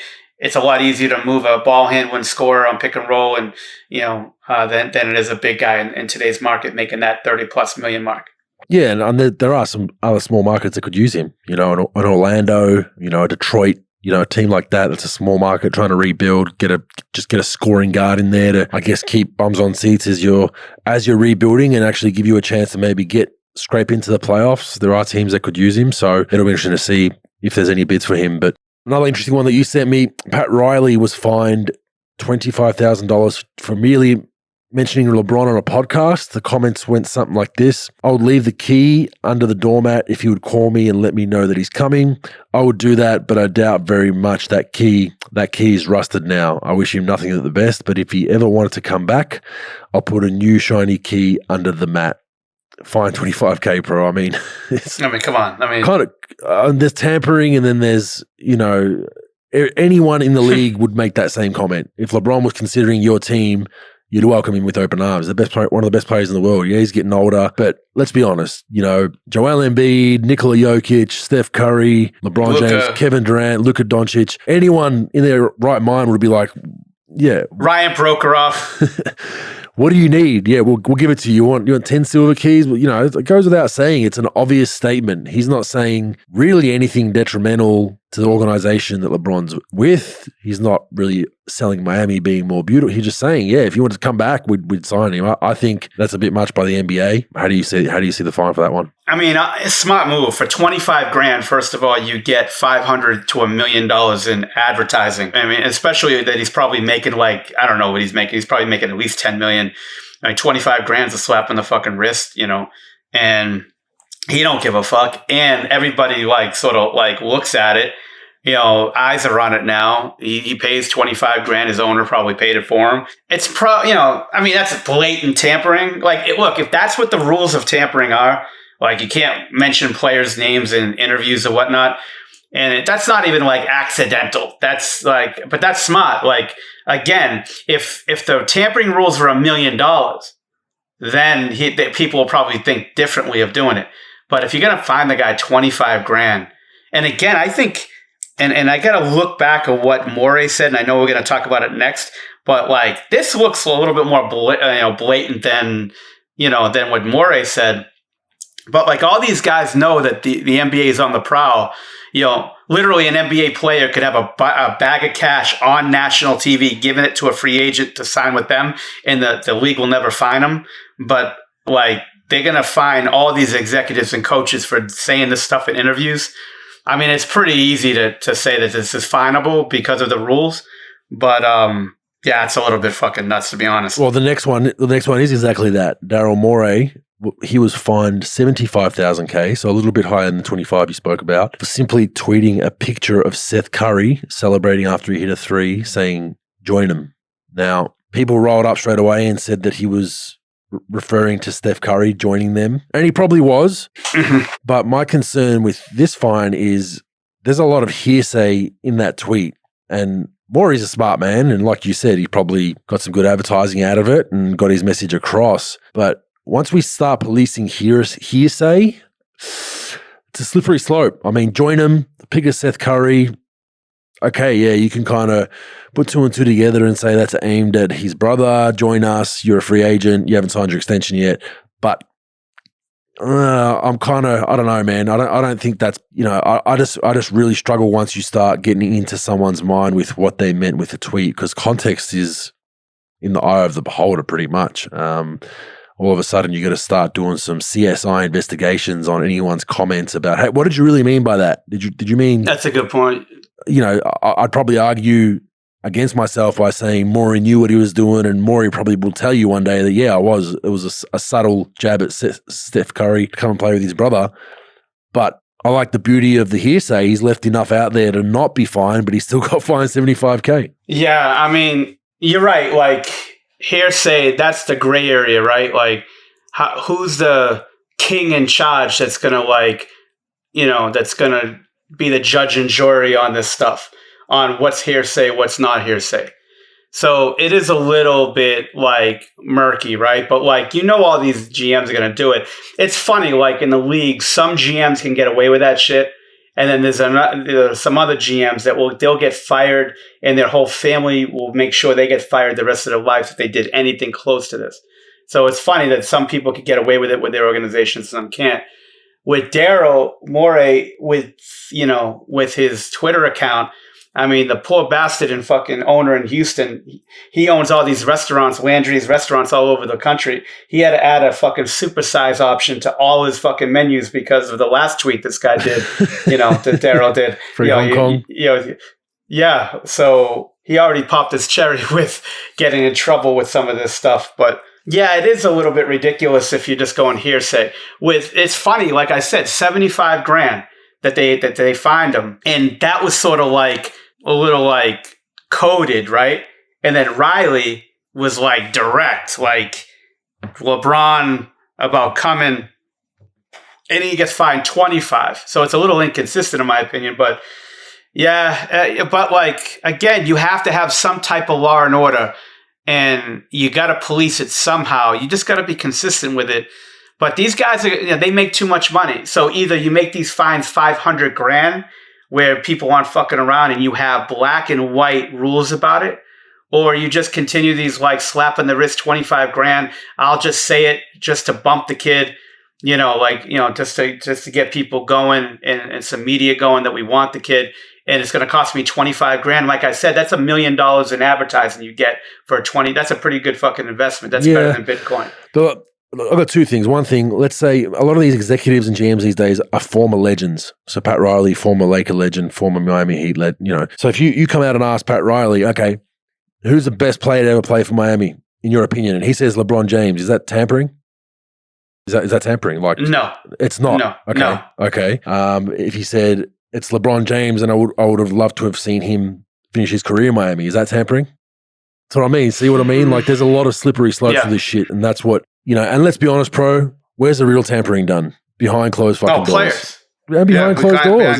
It's done via Yeah. text messages and DMs and phone calls. And for these idiots out there that think a free agent signs with the team on the day free agency opens, you're an idiot. I've got a mountain to sell you out here, and I've got some sand to sell you on the beach. Like, this stuff is done months in advance, years sometimes. The LeBron, D Wade, Chris Bosh thing, that was all coming together years before it happened, right? And I guess the NBA just is frowning upon it being public, but let's not kid ourselves. Tampering's at 100 times that when the cameras aren't on. I'll give you another hypothetical. Ethan Strauss says, I'm going to leave a donut under my mat for Pro to join my podcast. I always leave it. First of all, that fucking donut won't rust like that fucking key in Miami. Are you going to find Strauss? That's what I want to know. Am I going to find Strauss for tampering with? Yeah, for tampering with me, saying on a podcast, if I leave a donut under my mat for Pro, he's always welcome on my podcast and to leave Bogues. What are you going to do? I mean, it's a part of the. Is it really tampering though? Like, if you're doing everything you can for your player and your player is happy there, or your coach, I'm a firm believer that they'll stay. Look, this is put in for the small markets, so we can protect those superstars. But I don't know, man. I just think that agents are doing that shit years in advance. Hey, our guy's not happy here, blah, blah, blah. And it's just like a GM Bro, you're never going to stop it. Yeah, a GM tweets something that's kind of open-ended like Daryl Morey did, which I think was quite clever to an extent because he left it open to not get fined and still gets fined. And you're just like, ugh, I don't know, man. Like, we knew like everyone in the whole of California knew LeBron was signing at the Lakers before he probably even signed. Like, is that tampering? Magic Johnson took the fall for it, and yeah. It is what it is. That's the chess of having a good agent and having a good GM and having a good front office. Is if you are that stupid and naive to wait to talk to a player when you're legally allowed to, which is the day free agency opens, you're not going to have one free agent to sign. Like, you're going to have the same roster you had last season. Look, you got to put your head down. You got to do the best job that you can. You got to make your city as attractive as possible, not on how the city is, because most of these cities aren't attractive. There's about 10 or 12 that are not attractive. The only way you can make them attractive is winning and adding talent and drafting well and having the right coach and doing the right things. But all 30 teams have gotten fucked with tampering. They've gotten fucked with an agent going behind doors, another player going behind and working somebody in that player's crew to get them to a team. It is what it is. It's like college basketball. It's going to rampant cheating all over the place. You're never going to stop it. You could put, like we always say, UCLA cheats. So fucking Eastern Kentucky can get fucking whacked on the wrist. It just is what it is. So you're never going to stop it. Teams, the only way you could just keep on doing it and keep on like doing the best job you can to keep your players is put your organization in the best possible way to be successful. And even that might not be good enough. So it is what it is. You just got to fucking roll with the punches. You're going to get punched in the gut. You got to just roll with it and you got to keep going, because what are you going to do? You're never going to stop this shit. It's always going to go. And like I said, these GMs who do it, they for $25,000, you get $150,000, you got $1 million worth of PR. People think you're edgy, and it gets a little bit of a good words about you because you're tough and this and that, and then you can get another job off of this anyway. So there's also some self-promotion going on and doing things to like make people say, well, that guy's edgy, Yeah, it's a big shit show. It's just like anything else. Your analogy of UCLA and Eastern Kentucky, did you steal that off Jeff Van Gundy? Because he actually said it on air the other day. You know what? I just thought about it, and I don't like saying teams because I don't want people to think they're cheating, automatically. But he did say that. I think I said like Bowling Green before. No, Utah Valley State or something. I always like to say an obscure school at the end. So I don't give a fuck about the first school. Yeah. Maybe he listens to the pod and stole it. Who knows? Yeah, that motherfucker. All right, so Kevin Durant has been back in the news, and he's been pushing back on media bullshit. And I like it. I think not quite Kwame Brown-esque, but KD cops a lot of shit from numerous people for numerous reasons. But one thing I will respect about him, and he went at our boy Sherwood Strauss numerous times, is he's pretty observant, reads a lot, not only about his team but himself, and takes on himself, and doesn't like BS, and will have the balls to go out and call media out about it. The latest one was with Jay Williams. ESPN said something like that KD said something along the lines to somebody, "Don't you ever compare me to Giannis again. Don't ever compare me to that dude," blah, blah, blah, where KD caught wind of it and put out a tweet saying, "Mans will do anything to advance their careers in this media shit, wanting to be accepted by an industry that will dispose of you whenever they please. Keep me out of that corny-ass talk about who's better and legacy and all that dumb-ass shit. I don't even talk like that." So heavily doubled down on all those comments. And look, we know media we talk about it, they sell clicks, they sell clickbait, headlines, all that. But I mean, I think it's needed. I think, if someone's going to come out and blatantly lie about things or use sources or whatever, and you're involved and you're that player and you want to come out and completely deny it when you're 100% right, I have no issue with it, as long as you have facts and you can back up what you're saying. But yeah, it's just been interesting because there's been a lot of back and forth, and we're seeing more and more players now starting to do that. But I think KD's arguably probably the only Hall of Famer I can really recap at the top of my head that just doesn't play the political game with the media, doesn't buy into all the Hollywood shit. He literally just wants to play basketball and chill.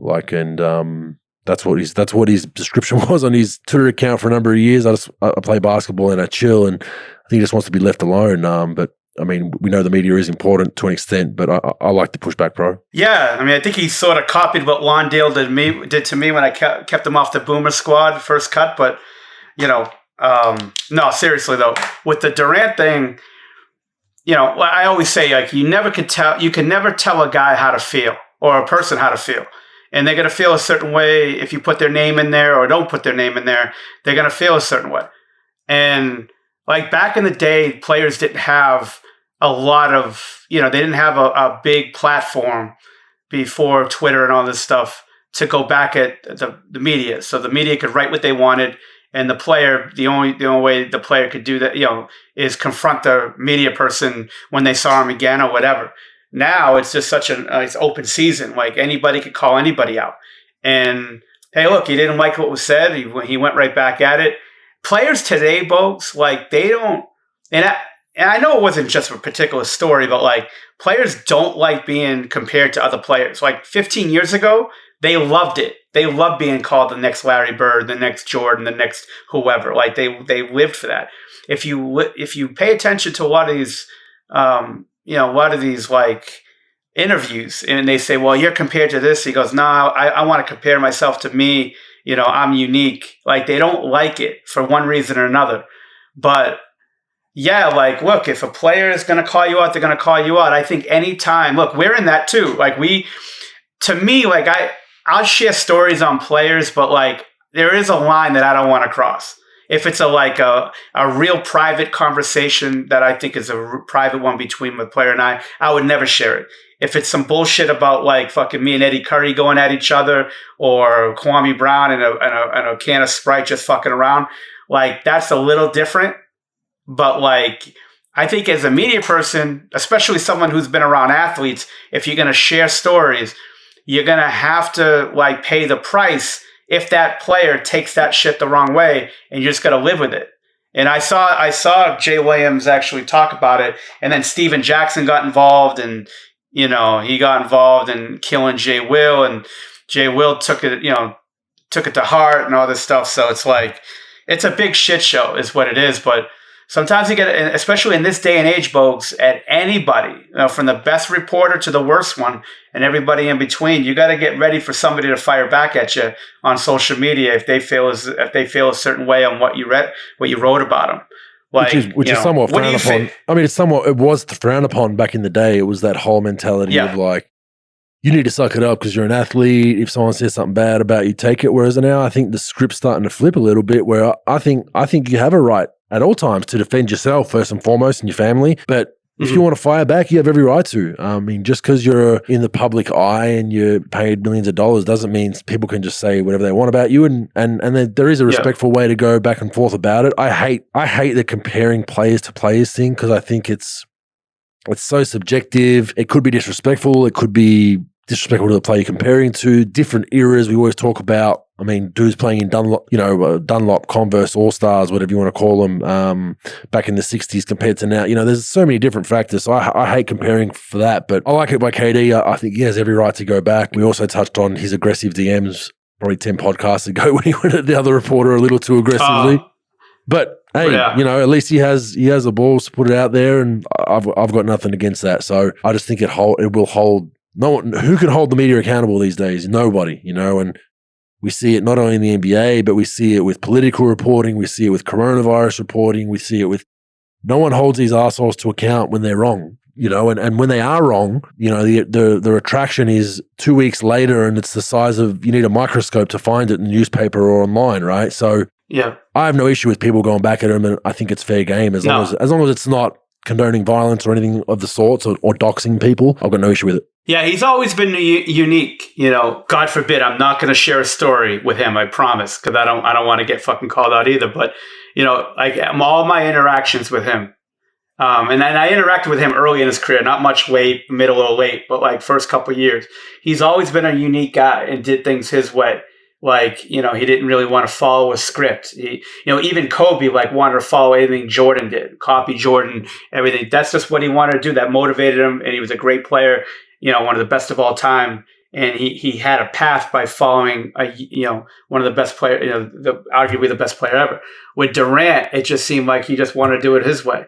And I think if a reporter has a right to write about your performance in a game, to a certain degree, of course, being respectful, not going, no cheap shots, whatever. If you stunk and you're 1 for 11 and you weren't a factor and you were disengaged in the game, and they read about that, hey, look, you can go back at them if you want, whatever. But if you're going to start doing editorial pieces and you're going to start doing, little different pieces that just sort of throw shots or, put you in a situation that you weren't in or is a little unfair. Yeah, I think it's totally open season for you, to fire back. That's what social media is all about. Yeah, it's interesting, but, hey, glad it ain't us, brother. Glad it ain't us. Yeah, me and Lawndale, we still have a long way to go. And yeah, so we'll see. I'll introduce him to you when they go over for Boomers camp in Vegas. You can fly out and catch up, have a nice buffet with him.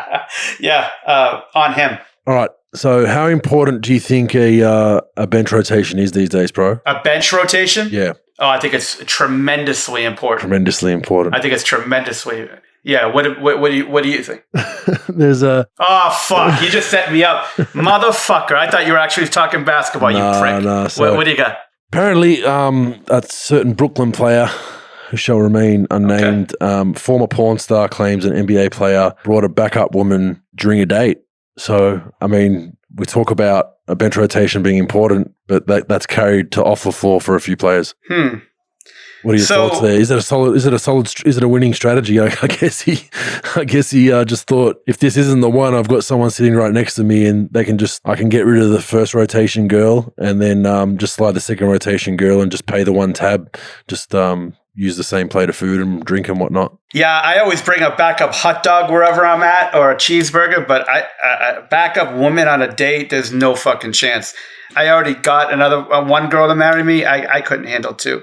So what happened, Bogues? I didn't even hear about the story. It's just funny. Well, first off, it's funny that a former porn star is getting media attention for, talking about her dating life is number one. Like, who the hell? Yeah.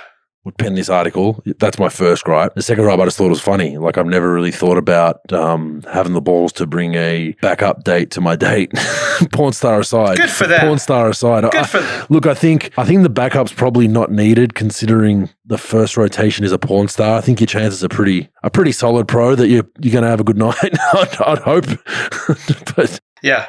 Just an interesting, funny story I saw. I don't even know who sent it to me. I just thought it was funny that, like I said, first off, that a porn star is getting articles written about her, about her dating life, and then number two, that a ballsy NBA player has a bench rotation off the floor as well. That's pretty good. Says it all. We'll move on from that one. Stats, useful or useless, there's a few here. How good was Kawhi in the series against the Dallas Mavericks? 200 total points scored on 60% field goal percentage in a playoff series in NBA history. Kawhi Leonard, Shaquille O'Neal in the 2000 finals, which was year 2000, Bernard King, 1984 first round, Kareem Abdul-Jabbar, 1977 conference semis. That's it. That's the list. That's fantastic. I mean, that is a pretty good fucking list.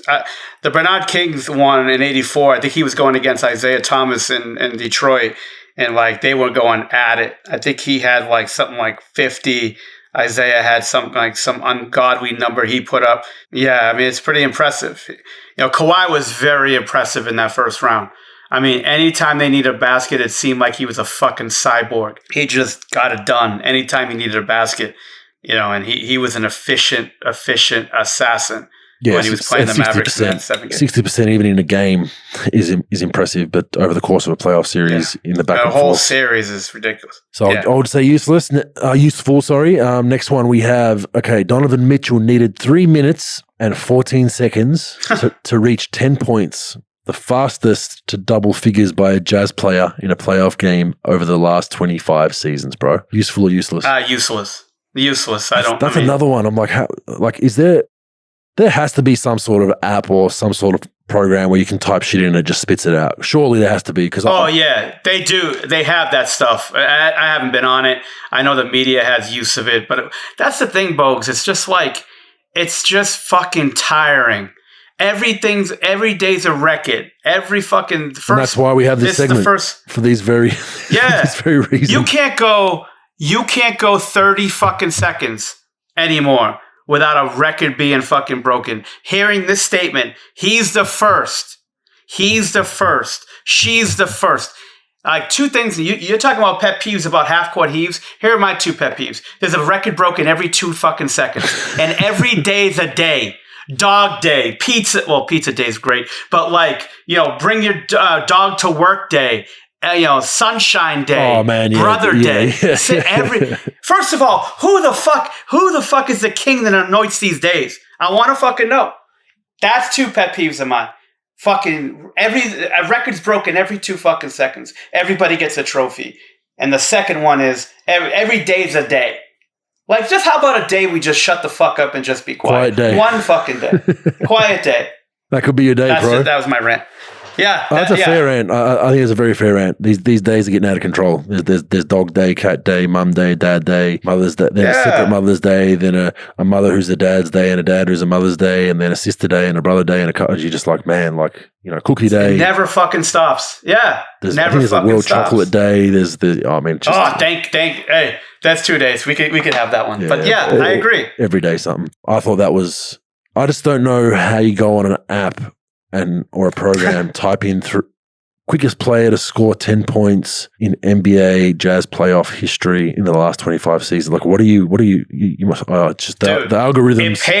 It pays not to get laid in high school or college and come up with a fucking app like this. It does, because those are the people who are fucking making out these days. But my point is, if there isn't an app, I think some of this stuff, surely there's not an app. I think some of this stuff surely just has someone literally having a troll, stats.com or ESPN stats and info or Wikipedia and just going through trolls information on their Sunday afternoon, and then by 2 a.m. they have an answer for you. This one little tweet that ESPN's going to put out. That's their claim to fame. I have to set some fucking swearing record, right? Like, well, there's a lot of good swearers out there for sure, but I gotta be up there. I gotta be top 20. You think? Can I get a third place MVP vote, most valuable swearer, or no? You think? Yeah, you've been there. I'm sure there's. Hopefully, there's some analytics. Just one vote. Analytics people out there that might go through our podcast and see what the swear to non-swear ratio is for you. I'd probably say you're at.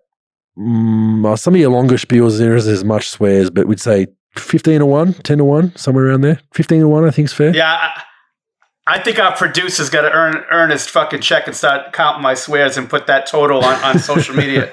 Yeah, it took him another 8 hours to do it. It's last stat. An international player has won the MVP for 3 straight seasons. It's the second time that's happened in NBA history. Steve Nash, Dirk Nowitzki in 05 and 07. It's a global game.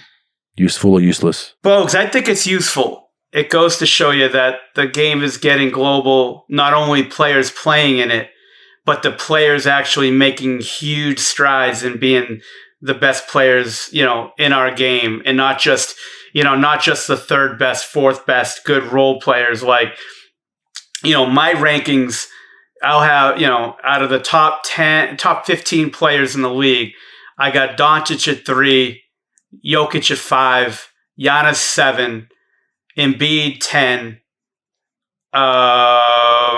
and that's it. So I've got 1, 2, 3, 4 in the top 15. I mean, that's pretty fucking good. And Doncic, arguably people would say Doncic is one of the best players in the league. And you've got, people would say he's probably as high as 2 or 3. And then you got Jokic as the MVP. And then you've got all these players sprinkled into the top 25, 30 players in the game. You got the defensive player of the year is foreign.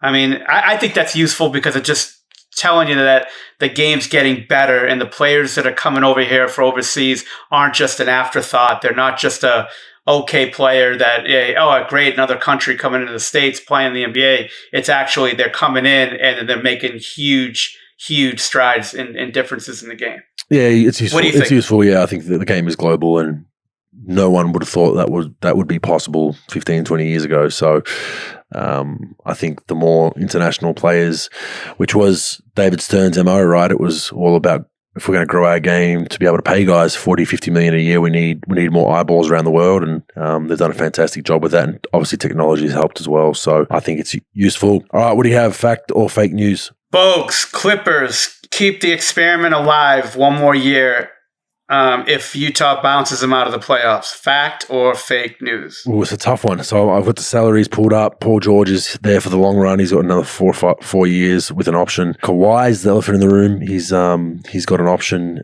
next season. So that's going to be the interesting one. But I mean, it's a tough one. Like, do you keep that experiment going? I think if they get bounced by Utah, I think the experiment's over. You got to make some changes. I don't think they're massive, drastic changes, but is the Kawhi Paul George experiment going to get you a championship? Probably not. If it has in the first 2 years, I mean, they're pretty hamstrung with what they can do salary wise, and I think they're 4th or 5th highest salary in the league. What are they? 4th at just under 140 million. You don't really have a lot of flexibility there. You still got Beverly making 14 million next year. You got Morris on 15, 16, and 17 the next 3 years after this season. Luke Kennard, long-term deal, 12, 13, 14, 15. Zubats is there for 7.5 for the next 2 years. So it's not like they can do something genius. They're going to have to invest a lot in developing your Terrence Mann. I think he's got a chance to be a very good player, but they got to put some time and energy into him, and then Luke Kennard and developing him. Even though he got over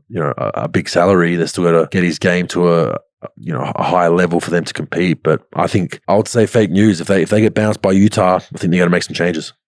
Yeah, I think they're going to have to make changes for sure. You got the whole Kawhi thing. I think he's got an option for next year, if I'm not mistaken. Yep, he does. And then he could opt out and sort of yuck up this sort of, free agent market if he, so he could decide it, or they could deal Paul George, and start getting more players to put around Kawhi. And like you said, Terrence Mann, they got Marcus Morrison for 4 years, 3 more years after this one. Ibaka's got a player option. I don't know what he's going to do with that. Rondo's at 7.5. Luke Kennard, you could probably move him, but he's going to be tough. He's got 4 years. He's got 4 more years at, he's got something like $50 million left in his deal. So, it's going to be tough, but I think that how things are. And I thought it was interesting that Ballmer had Bob Whitsitt sitting next to him the last game or two. Now, I know they're boys from Seattle, but he used to be the GM of the Portland, or president of the Portland Trailblazers. So I thought that was pretty interesting and they could have just been friends and it could have been, just coincidence. But, I don't know if they're going to clean house. I wouldn't surprise me if they get bounced from this, if they, possibly make a coaching change. I don't know, because you got rid of Doc Rivers and you'd expect, because of the fact that, quote unquote, he couldn't get past the second round. And now you replace him with someone who's going to get bounced after being down 2-0, 2 straight series. But then again, we could just be talking shit right now because they could come back and win the series and then nothing's going to happen. Oh, well, it says if they get bounced by Utah. Yeah, so if they do get bounced, they will make changes. They can make it because Paul George will get you a lot if you're going to trade Paul George. Paul George is the number one asset that you can trade. You're not going to trade Kawhi Leonard, in my opinion. I think they're going to change it, just as how the NBA rolls, because it's probably Kawhi's probably going to be like, hey, look, 2 straight years of underachieving. What are you going to do? They'll probably flinch because of it. But I don't know, Bogues. I think they will, but I probably wouldn't. I'd keep those 2 guys together and just try to fucking roll with it because your team is good. But hey, 2 straight early bounces is hard to come back from. No. I say they're going to change. Yep. Okay. All right, next question. Porzingis is on a new team by trade deadline. I'm going to go fact. I think he's going to pad his way out of there. I think the writing's on the wall. It started the passive-aggressive comments in the media. I think he wants to go to a team where he is in that New York role of he's the star in lights and he gets a chance to be the man. So I would say fact. I say the only way he's on a new team by trade deadline is if he got bought out or stretched out. I don't think they could find it. I do believe they want him out, and I do believe that he wants out. But I also know that it's going to be very tough, not impossible, but very tough to move that deal. So I think it's fake news. He will be on, like, the only way I think is if they buy him out. And I mean, that will be the largest buyout in NBA history if they're going to stretch him out at $100 million, because the buyout, he'll take very little money off the top, of the buyout. So if they buy him out to a lower number. So I think he's going to stay unless he's get bought out. Last one, Bogues. CP deserves another max deal.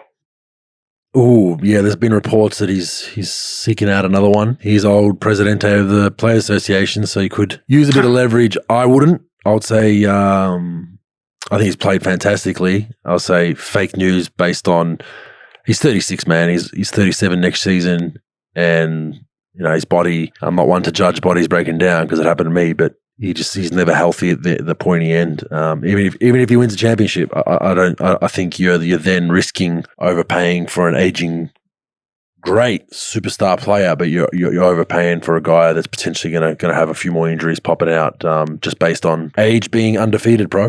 Yeah, I agree. He does not deserve another max because of his age and risk factor. That being said, I think the New York Knicks will do everything in their power to sign him. They will have money. I'm not sure how much money they have, but they will do everything in their power to sign him to next year. Let me look real quick with the Knicks. So next year they'll have Derrick Rose comes off the books 6, Nikita's money comes off, Burks comes off. So right now all they really have on salary is Randall at 19.8, RJ Barrett 8.7, Obi Toppin, the guy that just signed, Kevin Knox, Mitchell Robinson, and Quickly. So they got a lot of money coming off. I predict they will give him a max deal. So does he deserve it? No. So if the wording was different, will he? Then I would say yes. Does he deserve it? No, because of the age. Will he get one for 3? He's looking for $100 million over 3. Will he get one? The New York Knicks, as usual, it's funny, Bogues, because I want to talk about something else too, but like this one with the Knicks, like everybody's blowing the Knicks all fucking year. Deservedly so. They did a great job compared to the talent that they have. So they do a good job. Everybody's blowing them. And then they lose in the first round. And every fucking headline in New York is, oh, same old Knicks, blah, blah, blah, blah, blah, blah. Look, like their team was terrible on fucking paper. And they found a way to be relevant, top 4 seed in the East, not easy to do. And then they just everybody piles on them because they don't win. A team like that doesn't win in the first round. Instead of saying, hey, great season, Julius Randle, one of the best turnarounds in fucking NBA history. RJ Barrett got better. Derrick Rose was fucking really good. You got a lot of mileage out of some guys. Mitchell Robinson was hurt. No, they just go shit on him. It's interesting. Yeah, and I think they arguably wouldn't have been there without Thibs, so I think they definitely overachieved. So, yeah, I would agree with that. Last thing, Bogues. I know we weren't going to talk about that. What do you think about Stephen A. Smith saying that Donovan Mitchell's the best player in Utah Jazz history? Oh, he said that? Yeah, I'm sorry. I was going to send it before. I thought maybe you read it. No. Yeah, so I mean, Stephen A. Exactly. Stephen A. Smith. I mean, to me, he's paid to. I think Kwame Brown had him spot on pegged, man. He's paid he's paid to do some crazy shit, and he's a company man. Yeah. He's not his own man. Yeah. He's completely bought. But that's just ridiculous. To disrespect Karl Malone and John Stockton. Those two guys are Utah basketball still to this day, and Donovan Mitchell. It's what I mean. Like, you're like, okay, so now someone says that, are you disrespecting Donovan Mitchell? It's like comparing eras and legends. It's idiot analogies to get idiots riled up, and I just think it's silly. But yeah, then John Stockton and Karl Malone. I mean, John Stockton so fake news. Yeah, heavy fake news. It's like I think Stephen A. Smith's a walking piece of fake news that shouldn't be taken seriously by any means. Yells, screams, everything he goes about is just something I don't like, and he's got every right to go about it. But I've got every right to say he's someone that I don't listen to at all. Yeah, it's bullshit because look, that's he wants to do that. But now, first guy who says no, like you said, is quote unquote disrespecting Donovan Mitchell. There's no disrespect. Donovan Mitchell's going on to have a hell of a career so far. And he probably will have an unbelievable career, knock on wood, if everything's good injury-wise and he stays healthy and he keeps up this, what he's doing. It's unbelievable. But to say that two guys who were top 50 players of all time, perennial all-stars, and, get to two NBA finals, losing to Jordan both times, and what they did for that organization over a long period of time, not just 5 years, not just 6 years, being able to do what they did. Karl Malone, I think at the time when he retired, was he the second or third highest scorer in the NBA history? I forgot what he was, but he was second or third, Yeah, he was high. Yeah, and he was a hell of a player. I mean, John Stockton like too. You said, assists, yeah. Oh, yeah. Assists, fucking Steals, just a tough defender. Well. Yeah. So, I mean, look, and this is why I hate fucking lists. I hate rating guys like that because, first of all, everybody has their own opinion. No one's going to ever prove you right or wrong. But to be honest, let's be honest. You just can't do it yet. Let's talk about that in 7 or 8 years. Let's not talk about that right now. Yeah. I think if Donovan Mitchell plays his career out for the most part in Utah, his jersey will be hanging up in the rafters. It all comes down to whether he's there or he's one of those guys that gets moved on to LA or New York early in his career because he doesn't want to be in a small market. I think that'll hinder it. But if he's there for 7, 8 plus years, I think his jersey will be hanging up. That's not even up for discussion. And it's just to compare him to two legends is just silly. But let's get on to Q&A real quick and finish this baby off. Hi, Bogut and Pro. Love the podcast. Massive fan. Congratulations on your basketball career. Love watching you play. All the best for the future. My question is about player memorabilia. How many players collect their own or others' players' memorabilia, jersey, shoes, game balls, milestone stuff? Did you keep much during your own career? Another thing, you see the players do jersey swaps after games. How much do players want to do it? Is it a publicity stunt, especially when it comes to rookies? After one game, JaVale McGee wanted to do one with Zion. Zion gave him his jersey, but then walked off before McGee could give him his. Also, the Dallas Clippers series after Game 7, Paul George took off his jersey and tried to swap with Luka, but Luka waved it off and walked away. I actually saw that and it was hilarious. It's crazy with all the All-Star games and celebrities acting like schoolgirls asking to get the players' shoes after the game. Keep up the great work, Ben in Crampton East. So for me personally, I was not a huge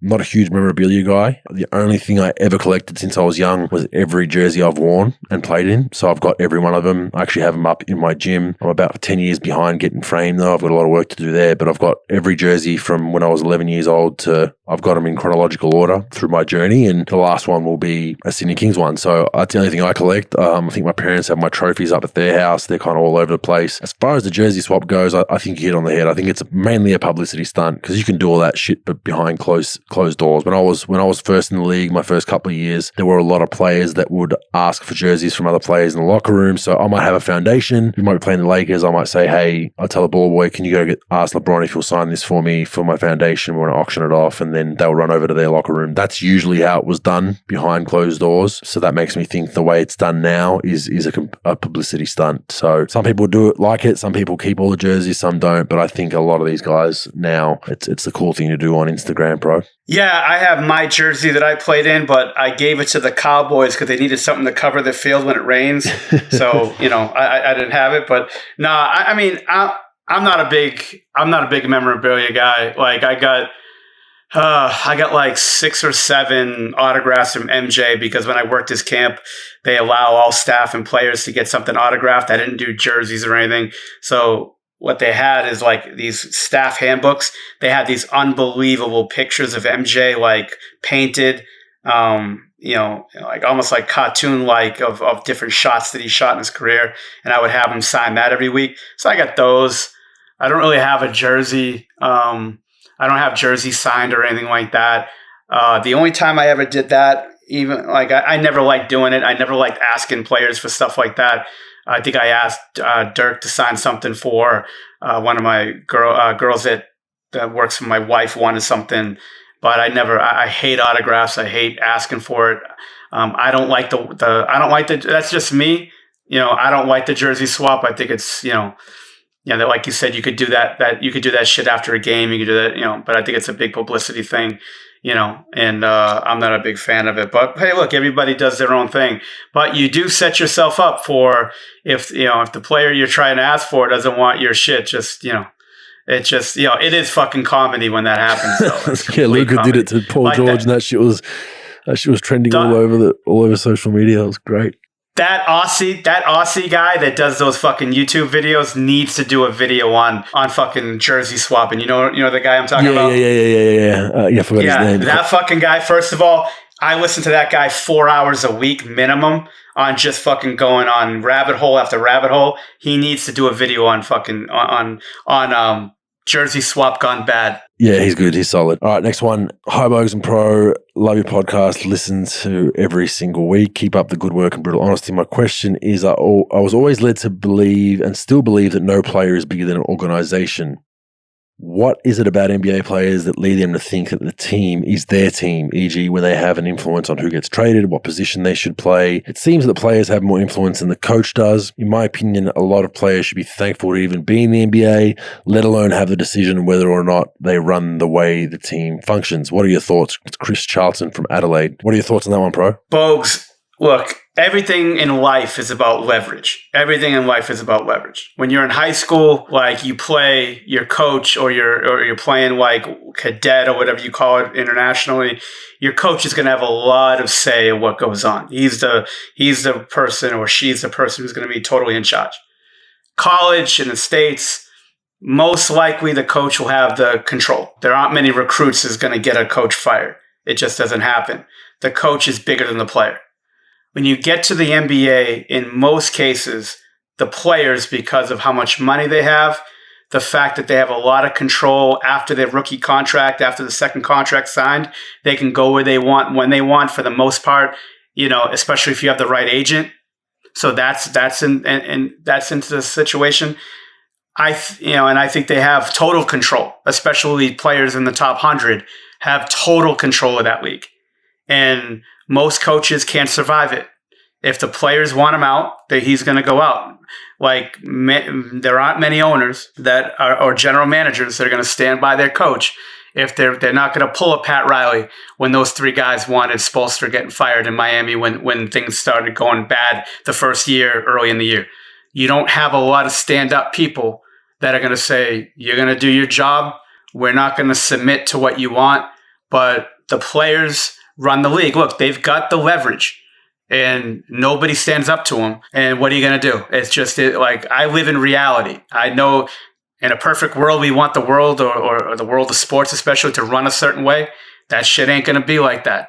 If a top player, everyone asks me if somebody should get fired as a coach. The first question I always ask is not how far they went in the playoffs, not what they were seeded, not anything else like that. Does the best player in the team like him? Because if the best player on any team wants to coach out, then he's out. Especially if that player is an all-star and an MVP candidate. There's nothing that coach is going to do. If they say, I will not play for that coach, maybe the owner might trade the player. I'd say it's a 0.2% chance of that happening. If your best player does not like you for one reason or another, your fault or not, you are fucking gone. And there's nothing you can do about it. What do you think?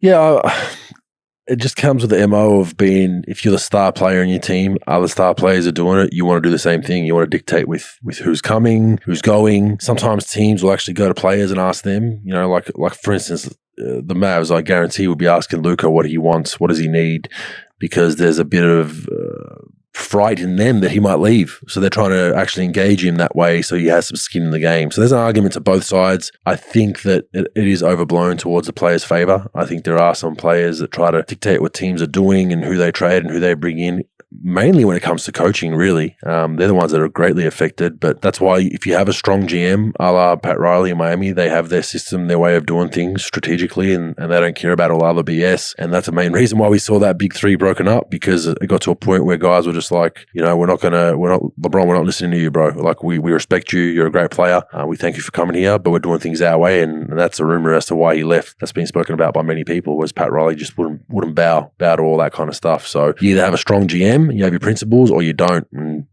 if you have one of those teams that lets a player dictate everything you're going to do, and then all of a sudden that player gets up and leaves, you're stuck in a pretty bad position for 3 or 4 years. And we've seen that with the Cavs and a lot of teams that LeBron was on. So there is a happy medium there, and you need to have a balance. But I wouldn't say one way is wrong, one way is right, because anyone in the world would want LeBron James on their team, no matter what cost. So it can't be a hypocrite and say, we wouldn't want LeBron because he's going to dictate what we do. No, you'll take LeBron and then try to come to an agreement about what you're doing with your roster. But then sometimes, like I said, he leaves and then you're stuck with a bunch of LeBron role players without a LeBron, and you've got bad contracts that you can't move. That's just the reality of pro sports. Yeah, I agree. Last one. Now that you're part owner of the Kings, what's your role with the organization? Will you be having a say in terms of what coaches, players get hired, et cetera, et cetera? That's from Jacob. Yeah, look, I'm going to be actively involved moving forward. We're in the midst of a coaching hunt right now. Obviously, we don't have a head coach. So I've been on a few calls with some potential candidates, which hopefully will have a result in the next couple of weeks. So that's exciting. And then, the day-to-day roster stuff is handled by a GM, Chris Pongrass.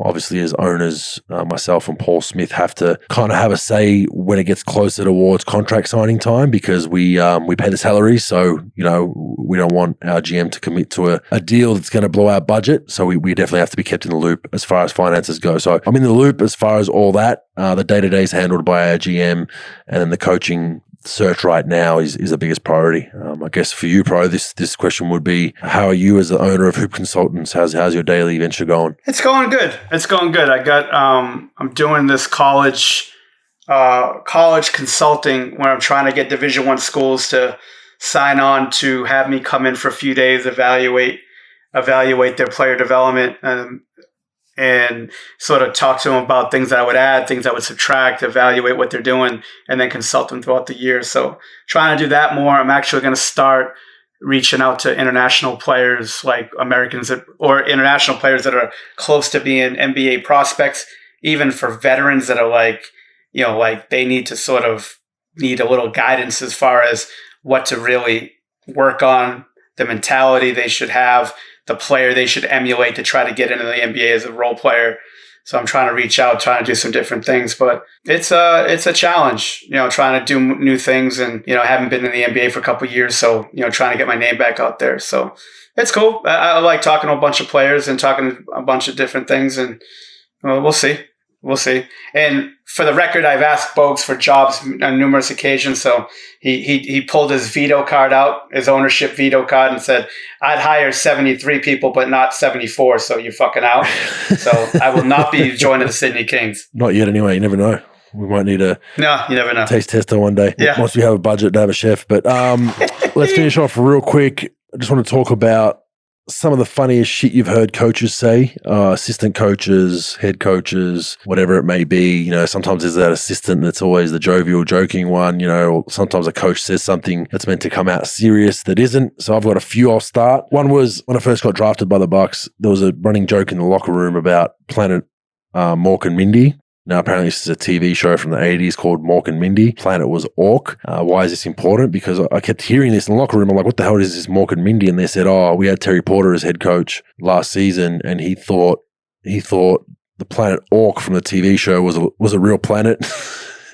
so apparently he was like in meetings like, some of you MFers were on Planet Orc, where the hell are you? And everyone was just like, what the hell are you talking about? So shit like that is just funny when coaches just say some random shit that doesn't make sense. That was one. The funniest one, or not the funniest one, the harshest one was I get to Utah for college, and Rick Majerus was huge on getting in a stance, getting low. Everything was predicated on that. So if you turned it over, if you didn't get a rebound, if something happened, he would correlate that to you weren't low enough, you weren't in a stance, you weren't ready to play basketball. So basketball coaches out there, usually old school ones at least, if your knees aren't bent and you don't look like you're ready to go, they're saying you're not giving effort, you're not ready to play.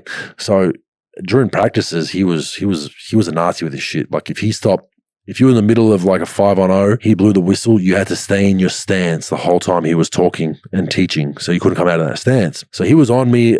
I saw him on other guys. He was on me. He was on everyone my freshman year, my first couple of weeks there. And one session, he blows the whistle. I'm low, really low. And he stops, calls me out and says, look at Bogut. He's so low. It looks like he's having prison sex in front of the whole squad. So I'm like this dude from Australia, like, much shyer than I am now, like trying to fit in and just get told it looks like I'm having prison sex. So just some funny stories that I had along the way. Nothing too controversial, but I always love hearing these kind of things because then as players, you go to a player dinner or you hang out and then you would just rehash these stories over and over again. And Rick Majerus is one of those guys that whenever I catch up with anyone that played on that team with me, it almost always steers towards 30-40 an hour of just Rick Majerus stories about the funny shit he used to do. But I'm sure you'd have some great ones too, bro. Yeah, I'll go with one. I had a young player that I like to fuck around with and bust his balls when I was at the Mavericks. And like this guy had no fucking chance of playing. None. Zero. Fucking zilch. And he wasn't there for long. And he goes, "Pro, any chance of me getting in a game tonight?" So of course it was like the D Brown thing about the offense and defense part. Layup for you. So I was like, "Yeah, I think you have a fucking great chance for playing tonight." He goes, "Yeah." I said, "Yeah, if we get 17 guys who get fucking gonorrhea by 7:30, you'll be in the lineup." And this fucking guy's face went from 12 o'clock to 6 o'clock. It just, all of his mojo just went out of his fucking toes. It just like, he just deflated the poor bastard. But again, can't bring me around polite company, and there might be a reason why I'm not with a team right now. That's just player development from Pro. Yeah. 17 guys get gonorrhea tonight. You'll definitely be in the lineup. Yeah, that's a good one. All right, that wraps up episode 24 of the basketball series. Thanks, Pro. We'll watch this week. Hopefully have some series wrapped up by the podcast next week. But thanks everyone for listening. By the way, we hit 250,000 listens last week, Pro. So a pretty good milestone for us. Surging towards 500,000 and then 1 million, hopefully by the end of the year, and continue to grow the podcast. So tell everyone you know about our podcast, and we will see you next week. Thanks. Have fun. Tomorrow's taco day, so get after it. All right, see ya.